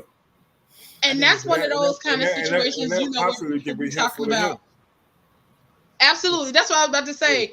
Like, you know, when people have those conversations and they be like, I don't like when people bring up the same shit that I be going through because they be trying to take the spotlight. No, I love when people do that because it lets me know that the shit that I'm going through ain't like I ain't the only one. I'm not the only one. I'm not out here by myself. And then there's somebody that I can at least tap into and be like, hey, so this kind of how I was feeling about this, then the third, or whatever. And yes, Gina, I did say my daddy. We don't call him my daddy. We called him Diddy. Like Diddy. Like Diddy, but no Diddy. Okay? Yeah. Like, no, not that Diddy. No Diddy. Yeah, Diddy. Yeah. But we used to say, like, that's what we called him. We didn't say daddy. We said Diddy. Diddy. But definitely thanks, Pablo. But I'm not gonna hold you. Like I said, there's moments. Yeah, I still have them. There's moments. I still have them. Like then I get upset because I do things that the people who supposedly cared about them don't do. So I'll be at the gravesite. You know what I'm saying? Like I recognize his birthday. You know, and me and him never had that relationship. You see what I'm saying? I'm not there yet. I'm not there. You'll get there. I'm not there. I don't think I ever want to get there. I'm not gonna lie to you. Indeed, and I was just about to say, even if you don't, right, that's okay too. As long as you get in a better place. As long as you exactly. Right. And that's what I mean by getting there. Not necessarily to the point where you're going to the graveyard and everything else, but to the point where you can see certain things when it comes to him, and you don't turn up your nose, you don't get upset, Right. you don't feel triggered. You'll Right, get it don't trigger you. It doesn't trigger you anymore. It's gonna take a while, but my face, boy. My brother used to bring him up. I'd be like, yeah, what? Like, what we talking about? I went to a family reunion on that side. Yeah. I swear to you, my attitude was on like a million. Like, I was like this. Everybody that walked up and was like, "Oh, you," they was like, "Oh, you Justin's son." I was like, "What?" Mm-hmm. No, my name is Steve. They were like, Nah, you Justin. Call me that man's son one more time. Like you got one more time. Yeah. Call me that man's son. Yeah. When I go on that side, One all I more hear is time. the stories. I keep hearing the stories. Yeah. Like, yo, your dad's this, your dad's dope. I don't remember none of that. Yeah, I remember I didn't have that experience. one of my cousins I had to wasn't pull me there. back Like, because I was about to say, nah, he a bit. Man, I was about to go in, like I was, and I had some liquor in me too. I was like, But they have a different experience than you. Right, that's what I was gonna tell you say. that they got a totally different experience, and it'll be where you get to the point and you will be able to be around them, and you'll just be able to just respond to it as to, yeah, y'all had that experience, I didn't. Or you'll be able to sit and listen, but it won't trigger you to be upset, like angry, where you just gonna like I'm about to knock all of this shit over. Until somebody kept on coming to me like, oh, you what you would call it, son? Like, I was cool. You didn't have to, like, it just kept on happening. It seems like they just knew that I was gonna get pissed off, so they kept on doing it. So like everybody was talking about you put yourself in that space. Yeah, you put yourself in that space because that's his side of the family.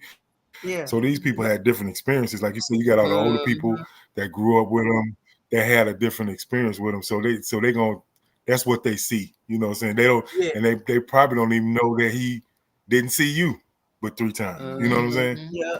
Yeah, but like because he could have had a whole different conversation with them about you.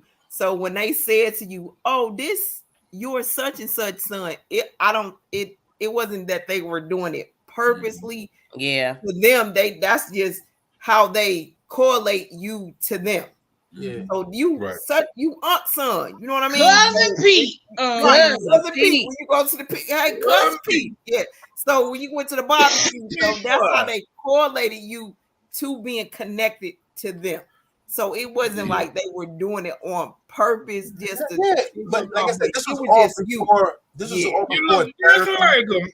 Right, you look just like I didn't know no better. That's when you get the old auntie that I was you look just like your daddy. That's a shame. I swear to God, you look like that, Dad. I swear to God, you look. Come here, bitch. I was forced to go in. I didn't want to go. That's when you want to be like, did you like the potato salad, lady? Go sit down. It was a free. It was a free ticket to Atlanta. Why not? I was like, I'm cool. And then I got there and I hated it. Gina said, as long as your mental state regarding this situation improves is all that matters. No need to go to the cemetery and make visits or posts as long as you have a sense of peace and calm about it. Yeah. And I totally agree. You don't have to be extra. You don't have to be extra. Just know that as you are transitioning and healing and going through that you got people that love you, that's here to listen to you and rock with you through it all. Ramita said, "We got you." Ramita said, "I'm on the other end of this dad spectrum. I loved my daddy. My grief question is, what is a daddy's girl supposed to do without her daddy?" Girl, let me tell you something. Woo, child. If I could add, woo, child, baby. It's really not a lot. I ain't gonna hold not a you. lot. It's not a lot because one of the hardest things for me, like I said, my dad passed 3 years yesterday. So and he's not my biological father. This is the man that I grew up in the house with. This is the man that taught me how to ride a bike, taught me how to drive, took me to prom. Like, this is who this man was to me. Him and my mama broke up and I lived with him. So, so this is my dad. Now, I have a relationship with my father. I love my father. Like, I love my biological dad. That's my baby. Like, I talk shit about him all day, but this is the man that raised me in a household. And I have nothing. I took clothes and stuff from the house and I still have those clothes. And every now and again I smell them and I go through a frenzy because I miss him that much. It's not something that you're going to be able to be like, I can't tell you I don't think anybody can really tell you how to deal with that. because it's just on your time and how you go about dealing with it. For me, one of my favorite, fondest memories of us growing up is he would pick me up from school. We would go to the track.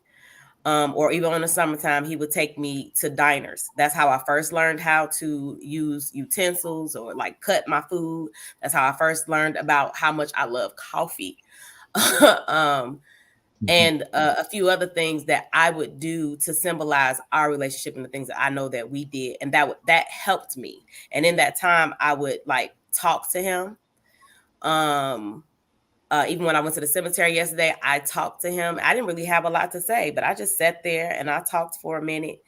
I smell him randomly at times. He comes in my dreams and says things to me, and I wake. He literally just did it like a week ago, and I woke up in the middle of my dreams, like I literally yelled at the top of my lungs, like, "What the fuck is going on?" And I know he's probably like, "You need to calm down," but it was just one of those things where I hadn't seen him in a while, and just to see him and see his presence in that moment was a lot for me. I don't think it's ever going to be a space where you're going to be like, you're not going to miss him. It's never going to be a space where you're not going to, like, your heart is not going to burn or hurt. It's never going to be a day where you're going to miss him every day. It's not, this is the person that like this is your first love, basically. You're going to miss him every day, but you just got to find things to bring the memory in a better space where it's making you feel like that his presence is near and around, as opposed to you being sad and upset that he's gone. Because I know my dad and I know how he is, and he'll be like, we not doing all of that. You still got stuff to do. You still got some things that God has for you to do. I don't need you to be sitting around here doing this. That's how my father was. Yeah. That daddy's girl thing, and I can tell you to my heart, and my mother will tell you, and she tells everybody, I love my mother. Don't get it wrong. I go hard for my mother, but I am a daddy's baby girl, and I am now 9 years in, and to be, because I am the oldest, and when it happened, I pretty much, between me and my grandmother, I had to, for me to be the person to sit at the table, to make arrangements for that, was the hardest part of my life. And that, when I've learned to live with it. I'm not going to tell you that it's an easy thing, but I've just learned to accept it, and I live with it day by day. And there's certain days that I freaking flip out because there's certain days where I want to call because I got questions. Like, hey, Dad, I got a question. Hey, Dad, I got a question. Hey, Dad, I got a question about this. It was, my dad had to have every day. My dad, when they used to print the newspaper, my dad had to have a USA Today. He read that newspaper every single day. Every single day. And the thing with he and I is that I took him to the grocery store. That was our thing. Grocery store, do all his errands. That was our time together. And y'all remember when Brock's Candy was at the grocery store? You got to be old to remember that. The Brock's Candy. My God. I used to steal some every time I wanted stuff. Yes.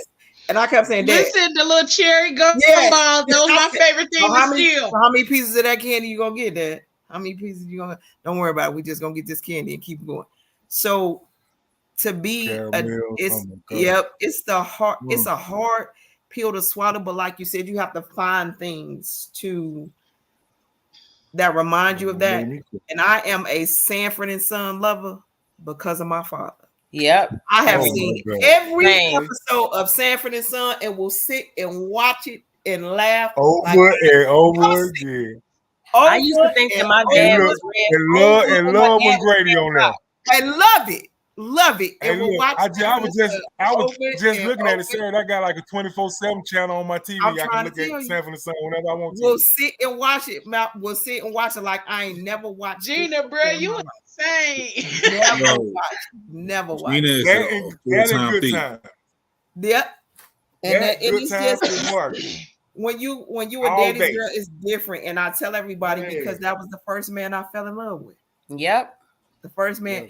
And to this day, I am a beard lover because my dad had a beard. And for 4 years of my life, it was just me and my parents. Before my little brother came, it was just me and my parents. So wherever my dad went, that's where I went. My dad got me dressed. My dad combed my hair, did all of that. And to be that one that had to stand in front of these people to say, this is what you got to do. This is what you got to put on. This is what you got to do. And the day they told me I had to leave that man in that cemetery, I said, well, I don't know what y'all. No, I don't be able to do this part right here. Y'all gonna have to figure something out. Because I don't know what to do. Jumping over on the thing when they That's the whole thing. They had to come stand around me like, no, because you and my mom finally just said, you got to come up out of here. I said, I don't know. Now, mind you, my parents, this is something that I loved about my parents. My parents got divorced when I was 10 years old. But you would never know because my daddy never told nobody. Because my daddy said that my mama was still his wife. You would never know. You would never know. I said, well, what the? I knew, but both sides of the family never knew that my parents were divorced. Never knew. Never knew. So living without your father, it's a hard pill to swallow, but you just got to find a way to navigate yourself through it and bring yourself to just saying, I know you're not here. I'm like you. I have those conversations and I talk out loud. I'll just talk out loud. Like, I know you hear me talking because I don't got no other way to talk to you. But hey, I got a couple questions. In some type of way, magically, within the next few days, I get some answers. But it's a hard pill, and we just learn to accept. We learn to live with it. It's not really where we have to accept it, but we learn to live with it. It's a part of our life now, and it's our new norm. It's our new norm. But we find things to just keep living with it. Keep going. Well, I can say I don't have a lot that I could add to that conversation. It's simply because I lost my dad when I was young. I was 13. So the things that I do remember is when all of the stuff when I was very young, when my dad used to comb my hair, and I had a lot of hair. If y'all ever seen my pictures when I was young, I had a whole lot of hair. My dad, he never combed my hair, but he definitely put that roller in my bangs to make sure my bangs was curled for kindergarten and stuff like that. But I can honestly say that the older I've gotten, I can't remember a whole lot of additional things. So for those that have had or have been able to have their fathers for a long period of time, like, I'm jealous because I didn't get to have my dad for a long period of time. When I finally did start growing up and recognizing like the importance of a father, I didn't have those spaces and I didn't have that opportunity.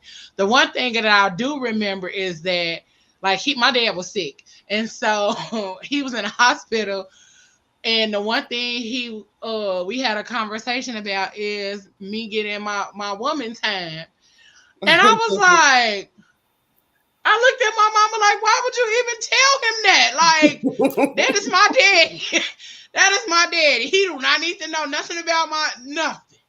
And so, like, that was one of the things that I do remember. Like, I was embarrassed because my daddy knew I had my woman situation going on. And I was like, that's a man. I'm a girl. My daddy don't need to know nothing about that. But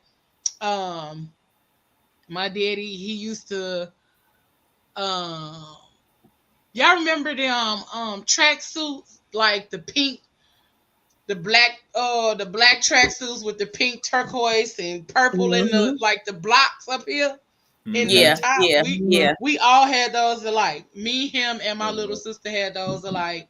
So I keep looking like I be stealing Jack grapes Morrison too. now. Yeah, yeah. Yeah, Over absolutely. here Like saved by the we bell. used to have Right. all of those. We used to have those alike, but yeah, I cannot say that I have a ton of memories, but I do have some memories of Did you my say you father. were stealing grapes too? Yeah, You I sound steal like my grapes daddy. all the See, time. that's my daddy. We gotta taste them and see what they taste. What if you You don't? got to. Shit, that was my daddy, but by the time we got to the front I of the said, store, but whole goddamn right bag by was the time we get gone. up here, ain't Listen, even no grapes in the bag. Damn grapes in the Hey, you bag. just wipe it Hey, on your look, shirt. we be, Right. hey, look, we Just be in like the, he like just we wipe be it in the on your store. shirt. I'm not eating We them. be in the No. store eating grapes and shit, but when you get home, you want to rinse them off and shit. But you don't rinse them off in the store. Shit. Right. Nah, Now you want to not at all. get in the store, you eat them, but then you get to the Matter of house, you fact, I I'm got not some eating grapes in that. the refrigerator. That's dirty. Give me a few little grapes. Girl, sure was like, damn, I ain't got no grapes. I'm gonna go get some. Nope. Hey, I don't know Then what he they was put like, in I'm them about grapes to go from get another Sam's bag because Club. ain't no more in there. You didn't ate the people grapes, and now you gonna go get another bag to pay for them now that we standing in the line. But them grapes at Sam's Club. Technically speaking, if you eat it while in the store, it's not considered stealing. That's what he said. That's what he That said. part. You didn't steal it Because you because we still in ate the it because store. we was in the That store. Oh, If it's still in the store, then it's not. You're just on a taste slow testing. fall.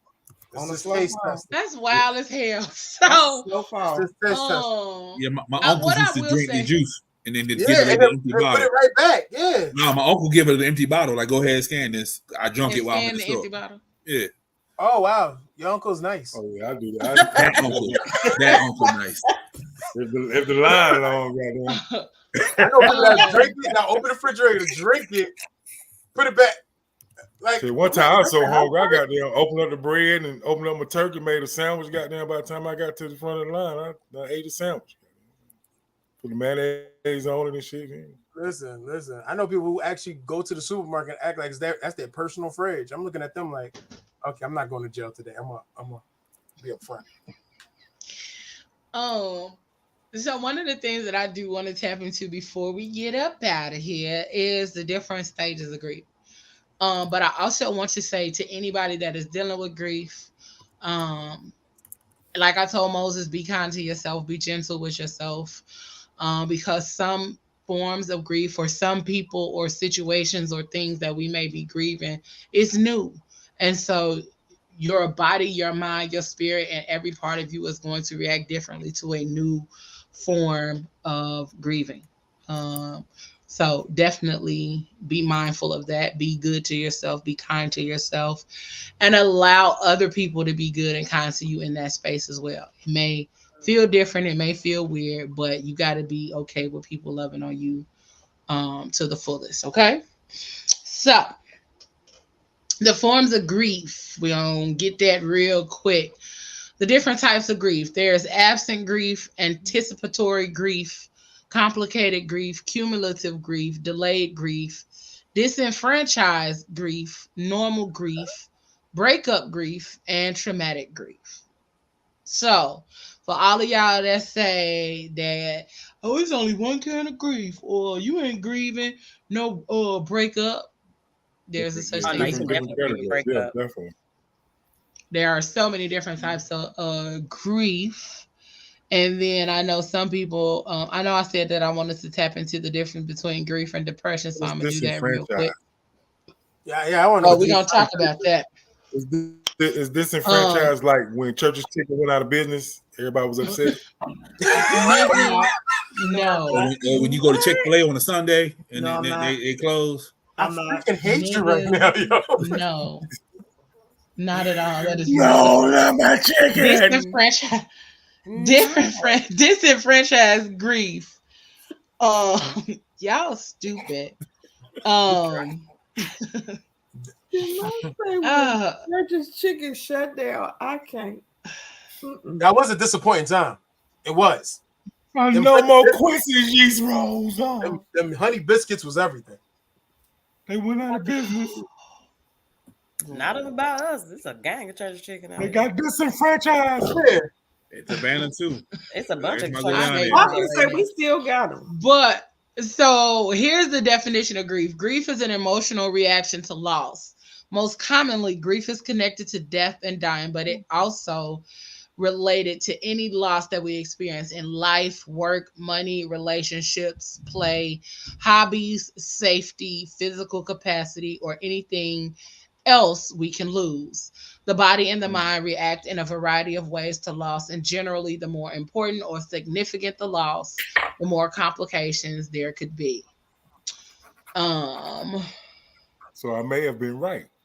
Because let's say somebody is a hobby for them to eat at church's chicken. Okay. And then the church You know chicken what? is. I'm not. I'm not. he said, so I was kind of right. Mouth, listen, if it's one thing Mouth gonna do, he gonna find a win, okay? That man can be wrong A win as is two a win. days The win is the win. He gonna find a win. He gonna be like, Disenfranchised. The Right. franchise went out of business. This You- franchise went out of business. I'm not. I'm mad. He said this franchise. Franchise went out of Franchise went out of business. When them You franchise irritate boys me. stopped making Not music, them franchise boys. I was grieving. I grieved. So wait a minute. Yeah. You represent No more of that. You know what I mean? Oh, Miss Lady, in the comments, please let me have my moment. No more pool palace when them franchise boys stop making Oh, music. okay, Jesus! Somebody help me. Listen, I need y'all to stop She talking said, about. if you kind of right, you're also kind of wrong too. But here, y'all stupid, bruh. The similarities between grief and depression. So they both can create low moods, feeling down or low in spirits, sadness, uncontrollable crying, social withdrawal, problems with sleep, appetite, and energy level, poor memory, somatic symptoms, nausea, headaches, and then reduced interest in life. I did not know that grief and depression can trigger poor memory. Yeah. Because your brain blacks it out. I heard that. Yep. Your brain blacks it out. Blocks it out. But them grief headaches, nigga, that shit make you go blind. You be seeing doubles and shit. It does. I used to sleep a lot. Yeah. Sleep a lot. Yeah, like when my dad first died, I'm like Moses. I slept a whole lot. And get sick a lot too, right? I slept a lot. Yeah, my stomach was hurting. A lot. And kept the headache, and I don't never have headaches. I kept the headache and stayed asleep. So grief is generally irritability, deep sadness, difficulty practicing acceptance, seeing or hearing things related to loss. Depression is guilt unrelated to grief, preoccupation with worthlessness, prolonged difficulties functioning, and then suicidal ideation. And then the similarities is intense malaise, sleeping disruption, loss of appetite, and weight loss. So those are other differences and similarities between grief and depression. Thank you for saying ideation, because that I was fucking me up trying to read that word. I mean, appreciate you. And the sad part about this shit is so real, because this is some of the stuff I just recently went through, and just seeing these words on paper make you flash back a little bit at some of the things that you go through. Like, yeah, and it makes you feel less insane. It makes you feel less crazy. Sometimes when you actually see that it is like real connecting thing, the dots. right? You're literally connecting the dots of why I was there, what's going on. Yeah. Sadness, the separation, the forgetfulness, the don't want to do nothing. Yeah, I ain't talked for like 2 years after a breakup.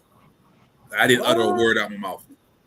Like I didn't talk for so long. My throat muscles did not work. Pause. And when I spoke, it was very soft. Because I didn't use them. You had to put something like a specter in there and open it up. What's happening? Yep, I had to go to the doctor.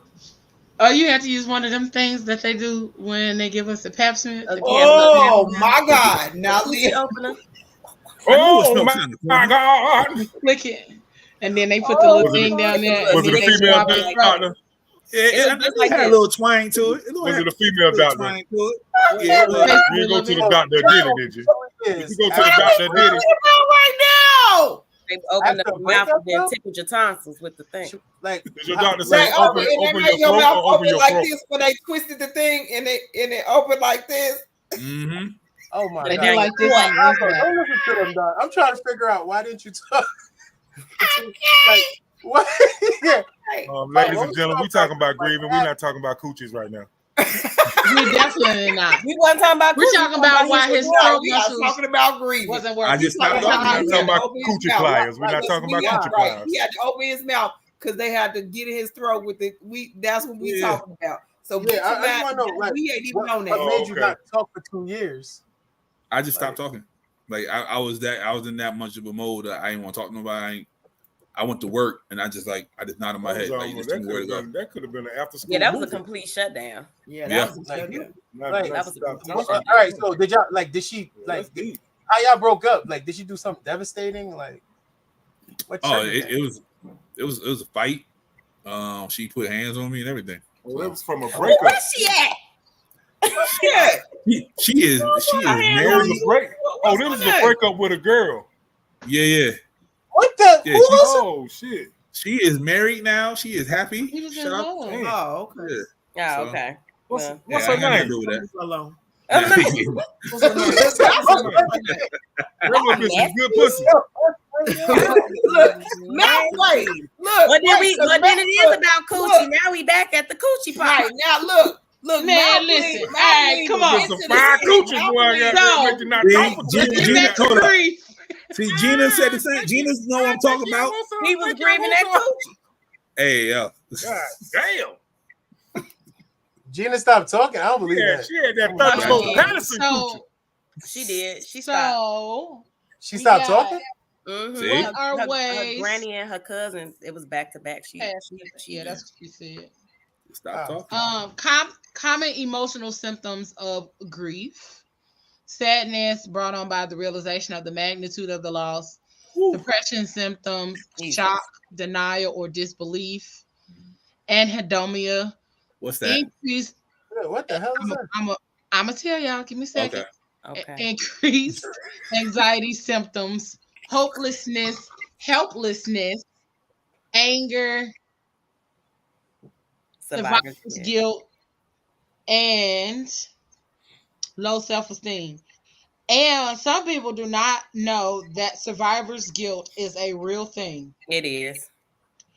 I had somebody to ask me because I talked about this on my Facebook page, and somebody messaged me and was like, "Can we also talk about the fact that you wish you were the one that died?" That you feel guilty for surviving when this person passed away and things like that. Anhedonia, excuse me, is the lack of pleasure. It is the inability to feel pleasure. Oh, okay. I was okay. Which is also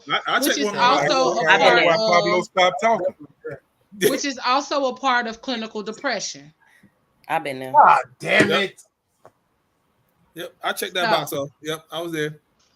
And then we got some ways for y'all to start healing too. Oh yeah, tell us the healing part, girl. Start healing, because we finna get up out of here. Ways to begin healing from grief: 1, see a therapist. Yep. 2, attend group therapy. I don't 3, like babies. Practice self-care. Okay. 4, be patient. Be patient. Number 4 should have been number 1. Number 5, journaling. Number 6, practice a hobby.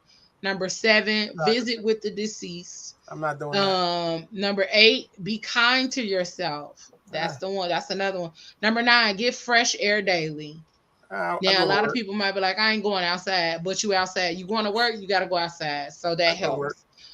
Being in the sun, that's important. But you also getting that fresh air is important. Yeah. Going outside is important. All of those things, because a lot of us get trapped in the space of that cycle of not talking to people, not going nowhere, not doing nothing. and that's how depression actually sets in further. So make sure y'all talking to And people. I always tell my shout out people. to Mama Dora. Shout Yeah, out to who? Cry, Mama do. cry, Mama Doors. Make sure y'all cry. Yeah, It's Mm-hmm. okay to cry. that was my Get that struggle. pain out. That You was know, mine too. Get Don't worry that about it. real talk. I started crying. Like I don't know how these people say they can't cry, because sometimes that thing just comes out of you. Some people can't. I think what it means Some by people, can't, Gotta let it because go. it's a struggle for me. I have mastered suppressing the cry. I couldn't. There was a point like I was sitting in a car and I Bruh. would bawl. Mm-mm. I would cry all bawl. the time. Yeah, I bawl. I got to the point. I don't give people the benefit of the doubt. I don't know. Y'all ain't getting none of that out I of ain't me. crying in front of people though, but I would like No, I I ain't would gonna cry for literally, that, and I'm getting yeah. better. Yeah, cry in front of people. damn, I'm a cry in front of people. Yeah, we know. We know. I don't give a damn. We know. I'm gonna cry. But the one thing I can say is a lot of times that when I do cry on here, it is unwarranted. Most of the time, it'd be like, God damn it. And then the tears just kind of flow like you did last week when Mouth came back, all that kind of stuff. A lot of times it just happens on the show. But like when I'm like by myself a lot, I do keep myself from crying. Um, because I feel like I've had to be strong for so long He's that such I an don't cry. And That's that good old then behind whooping cry right there. And then a lot of times I cry in the shower. That's usually my place where I go cry and I let out my big cries is in the shower sometimes. When I went to the gym, I used to cry because I used to sweat so pee in the much. shower. I'll just cry while I'm sweating. So I it's do like, too, man. Now we peeing in the All right, we gotta go. Devin said, I'm glad I tuned in because I kept saying I'm not depressed, but emotional grief basically describes what I was going through at the time. Thank y'all because I couldn't really explain it. You're absolutely welcome, sweetie. So You're make sure you welcome, join us Yeah, the rest of the month of in. May. You welcome, Yeah, girl. thank you for tuning Thank in you and for make sure you tuning join us in, the rest of the girl. month of May. We will continue to tap into different forms of grief and different ways to heal from grief. So that's what we tapping into this month. It's gonna be a great conversations, especially if you enjoyed this one on today. I want to thank everybody on the panel, all of the co-hosts for being very vulnerable and opening up again. Listen, I love Mental Health Awareness Month because that's when we start learning more stuff about each other. That's when everybody opens up. That's when everybody kind of takes their guard down just a little bit to let the world know that they are just as human as everybody else. All right. We love y'all. We thank y'all for tuning in. You absolutely do. You learn all kind of things. Y'all learn what disenfranchised. Man. and we learned that when you hit a button on a percolator, it makes noise. Wow. Man, It do. It goes. Everybody in the comments, please join us, coming, man. Y'all join us and share your stories. This Friday on PGC After Dark, we are talking grief, but we are intertwining the journeys. We talking grief, sexuality, and mental resilience. So just like grief affects your day-to-day life, grief also affects your sex life. It also affects how you feel about yourself sexually and in a lot of different ways. So we tapping in with that. Also through the month of May, we will have some really dope mental health counselors, and we will also have some dope guests on the show to talk about their stories as well. So it's going to be an amazing month with great information, a lot of vulnerability. So make sure you like, share, follow, and subscribe to the YouTube channel. Go on over to leorochelle.com. Make sure you join the mailing list so that as shows get ready to come out, we will have our mailing list up and newsletters going out starting in the month of July. And yeah, y'all can be prepared for that. But also follow, like, share, like I said, subscribe to all of the things PGC, PGC Media, and PGC After Dark, because that's where you can find any and everything about us, or check the website, leorochelle.com. Yeah, so this is going to be a great month of great conversations. Make sure you join us. I think that's it. That's all. Thank y'all for tuning in. Again, I'm your host, Leo Rochelle. We got none other Nope, the email. Yo, I was finna leave without something. I was about to leave without something. Let them know. Sure was. Leave without something. Hold on. Wait. Let's go. I'm appalled. You ain't Paul, you a nigga who still. Wait. I got something for y'all. Hold on, don't go nowhere. I promise. Hold on, don't go nowhere. Yo, what's up? It's your man, The Mouth, and it's time for your new music moments right here on the Phat Girl Chronicles podcast. That's right, I'm back, baby. And I'm getting started off with a hot new artist by the name of Papa J. And the song is called Hard to Find. Oh, you look good. Girl, who made you? Glad that I found my way to you. Let's take a walk. Shorty, what you on? I don't want the gram, put your number in my phone. I know so many guys that come around, say they gon' stick around and let you down. And if you feel like I'ma play a running game, tonight gon' be the night. I'ma change how you think, cause it's you. You say a good man is hard to find, that's not true. Cause there's a good one standing right in front of you. They say a good girl's hard to find, I found you.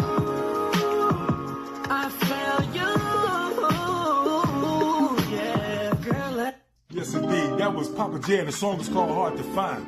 Now I'm keeping it moving with Raspy Soul, a brand new artist. And the song is called Easy from the brand new album Constructed. Right here, you heard it first with the man in mouth. New music moments. Just like breathing, I don't have to think about how to love you, baby.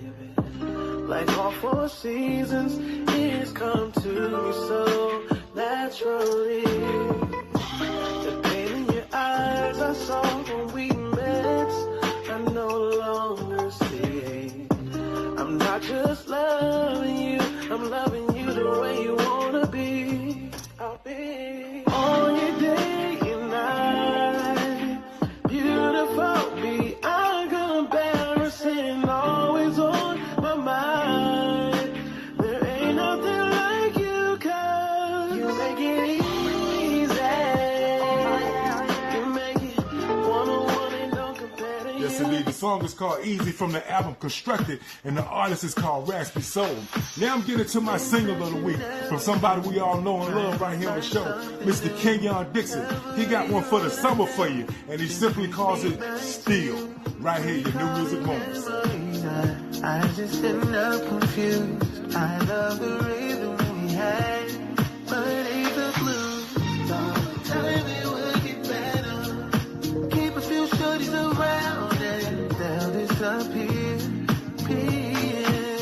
But this relationship won't let up. Been searching and finally found it. I need you here. You're still on my mind, my girl. You're still on my mind. Even after all this time, girl. You're still on my mind. What is this true love? Yes, indeed. Brand new from Mr. Kenyon Dixon. The song is called Still.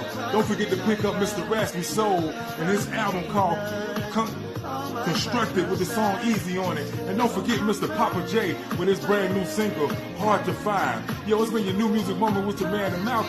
Yo, if you need new music or you need somebody to host something, I host my mitzvahs, baby showers, whatever you need me to hold, I'm there, man. Hit me up at themouth247@gmail.com. That's themouth247@gmail.com. You got any questions or concerns, or you want to be a guest on the show, hit us up right here at the Phat Girl Chronicles podcast at gmail.com. That's the Phat Girl Chronicles podcast at gmail.com. Yo, this been your new music moments. I hope I added something to your life, man. I'm happy to be back. And as I always say, baby, I'm out.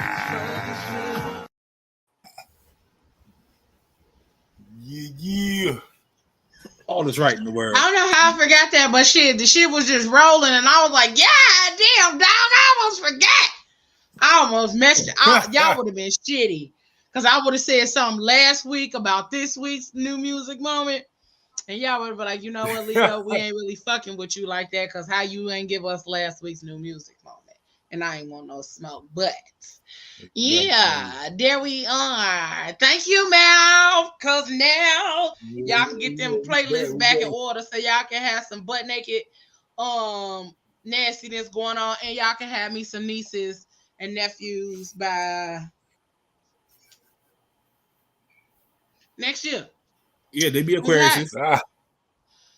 Oh Lord, no. Let's not. Matter of fact, just wait. I might pop in on y'all Friday. I might pop in Friday night, see what aunties doing. Hey. Pisces, do your life right. Yep, Aquarius and Pisces coming out. Go ahead, go and get that out the way. We don't need either. So make sure y'all go on over to leorochelle.com. Check out all things PGC over there. And y'all can check out the merch, all of that good stuff. We'll be back on next week with another amazing conversation. And then don't forget to join us this week at 9 with the Crazy Rich Aunties. All right. We love y'all. We appreciate y'all. We thank y'all for tuning in. And like Pop says, Peace. Peace. Gucci pliers. You gotta do it with your whole ass.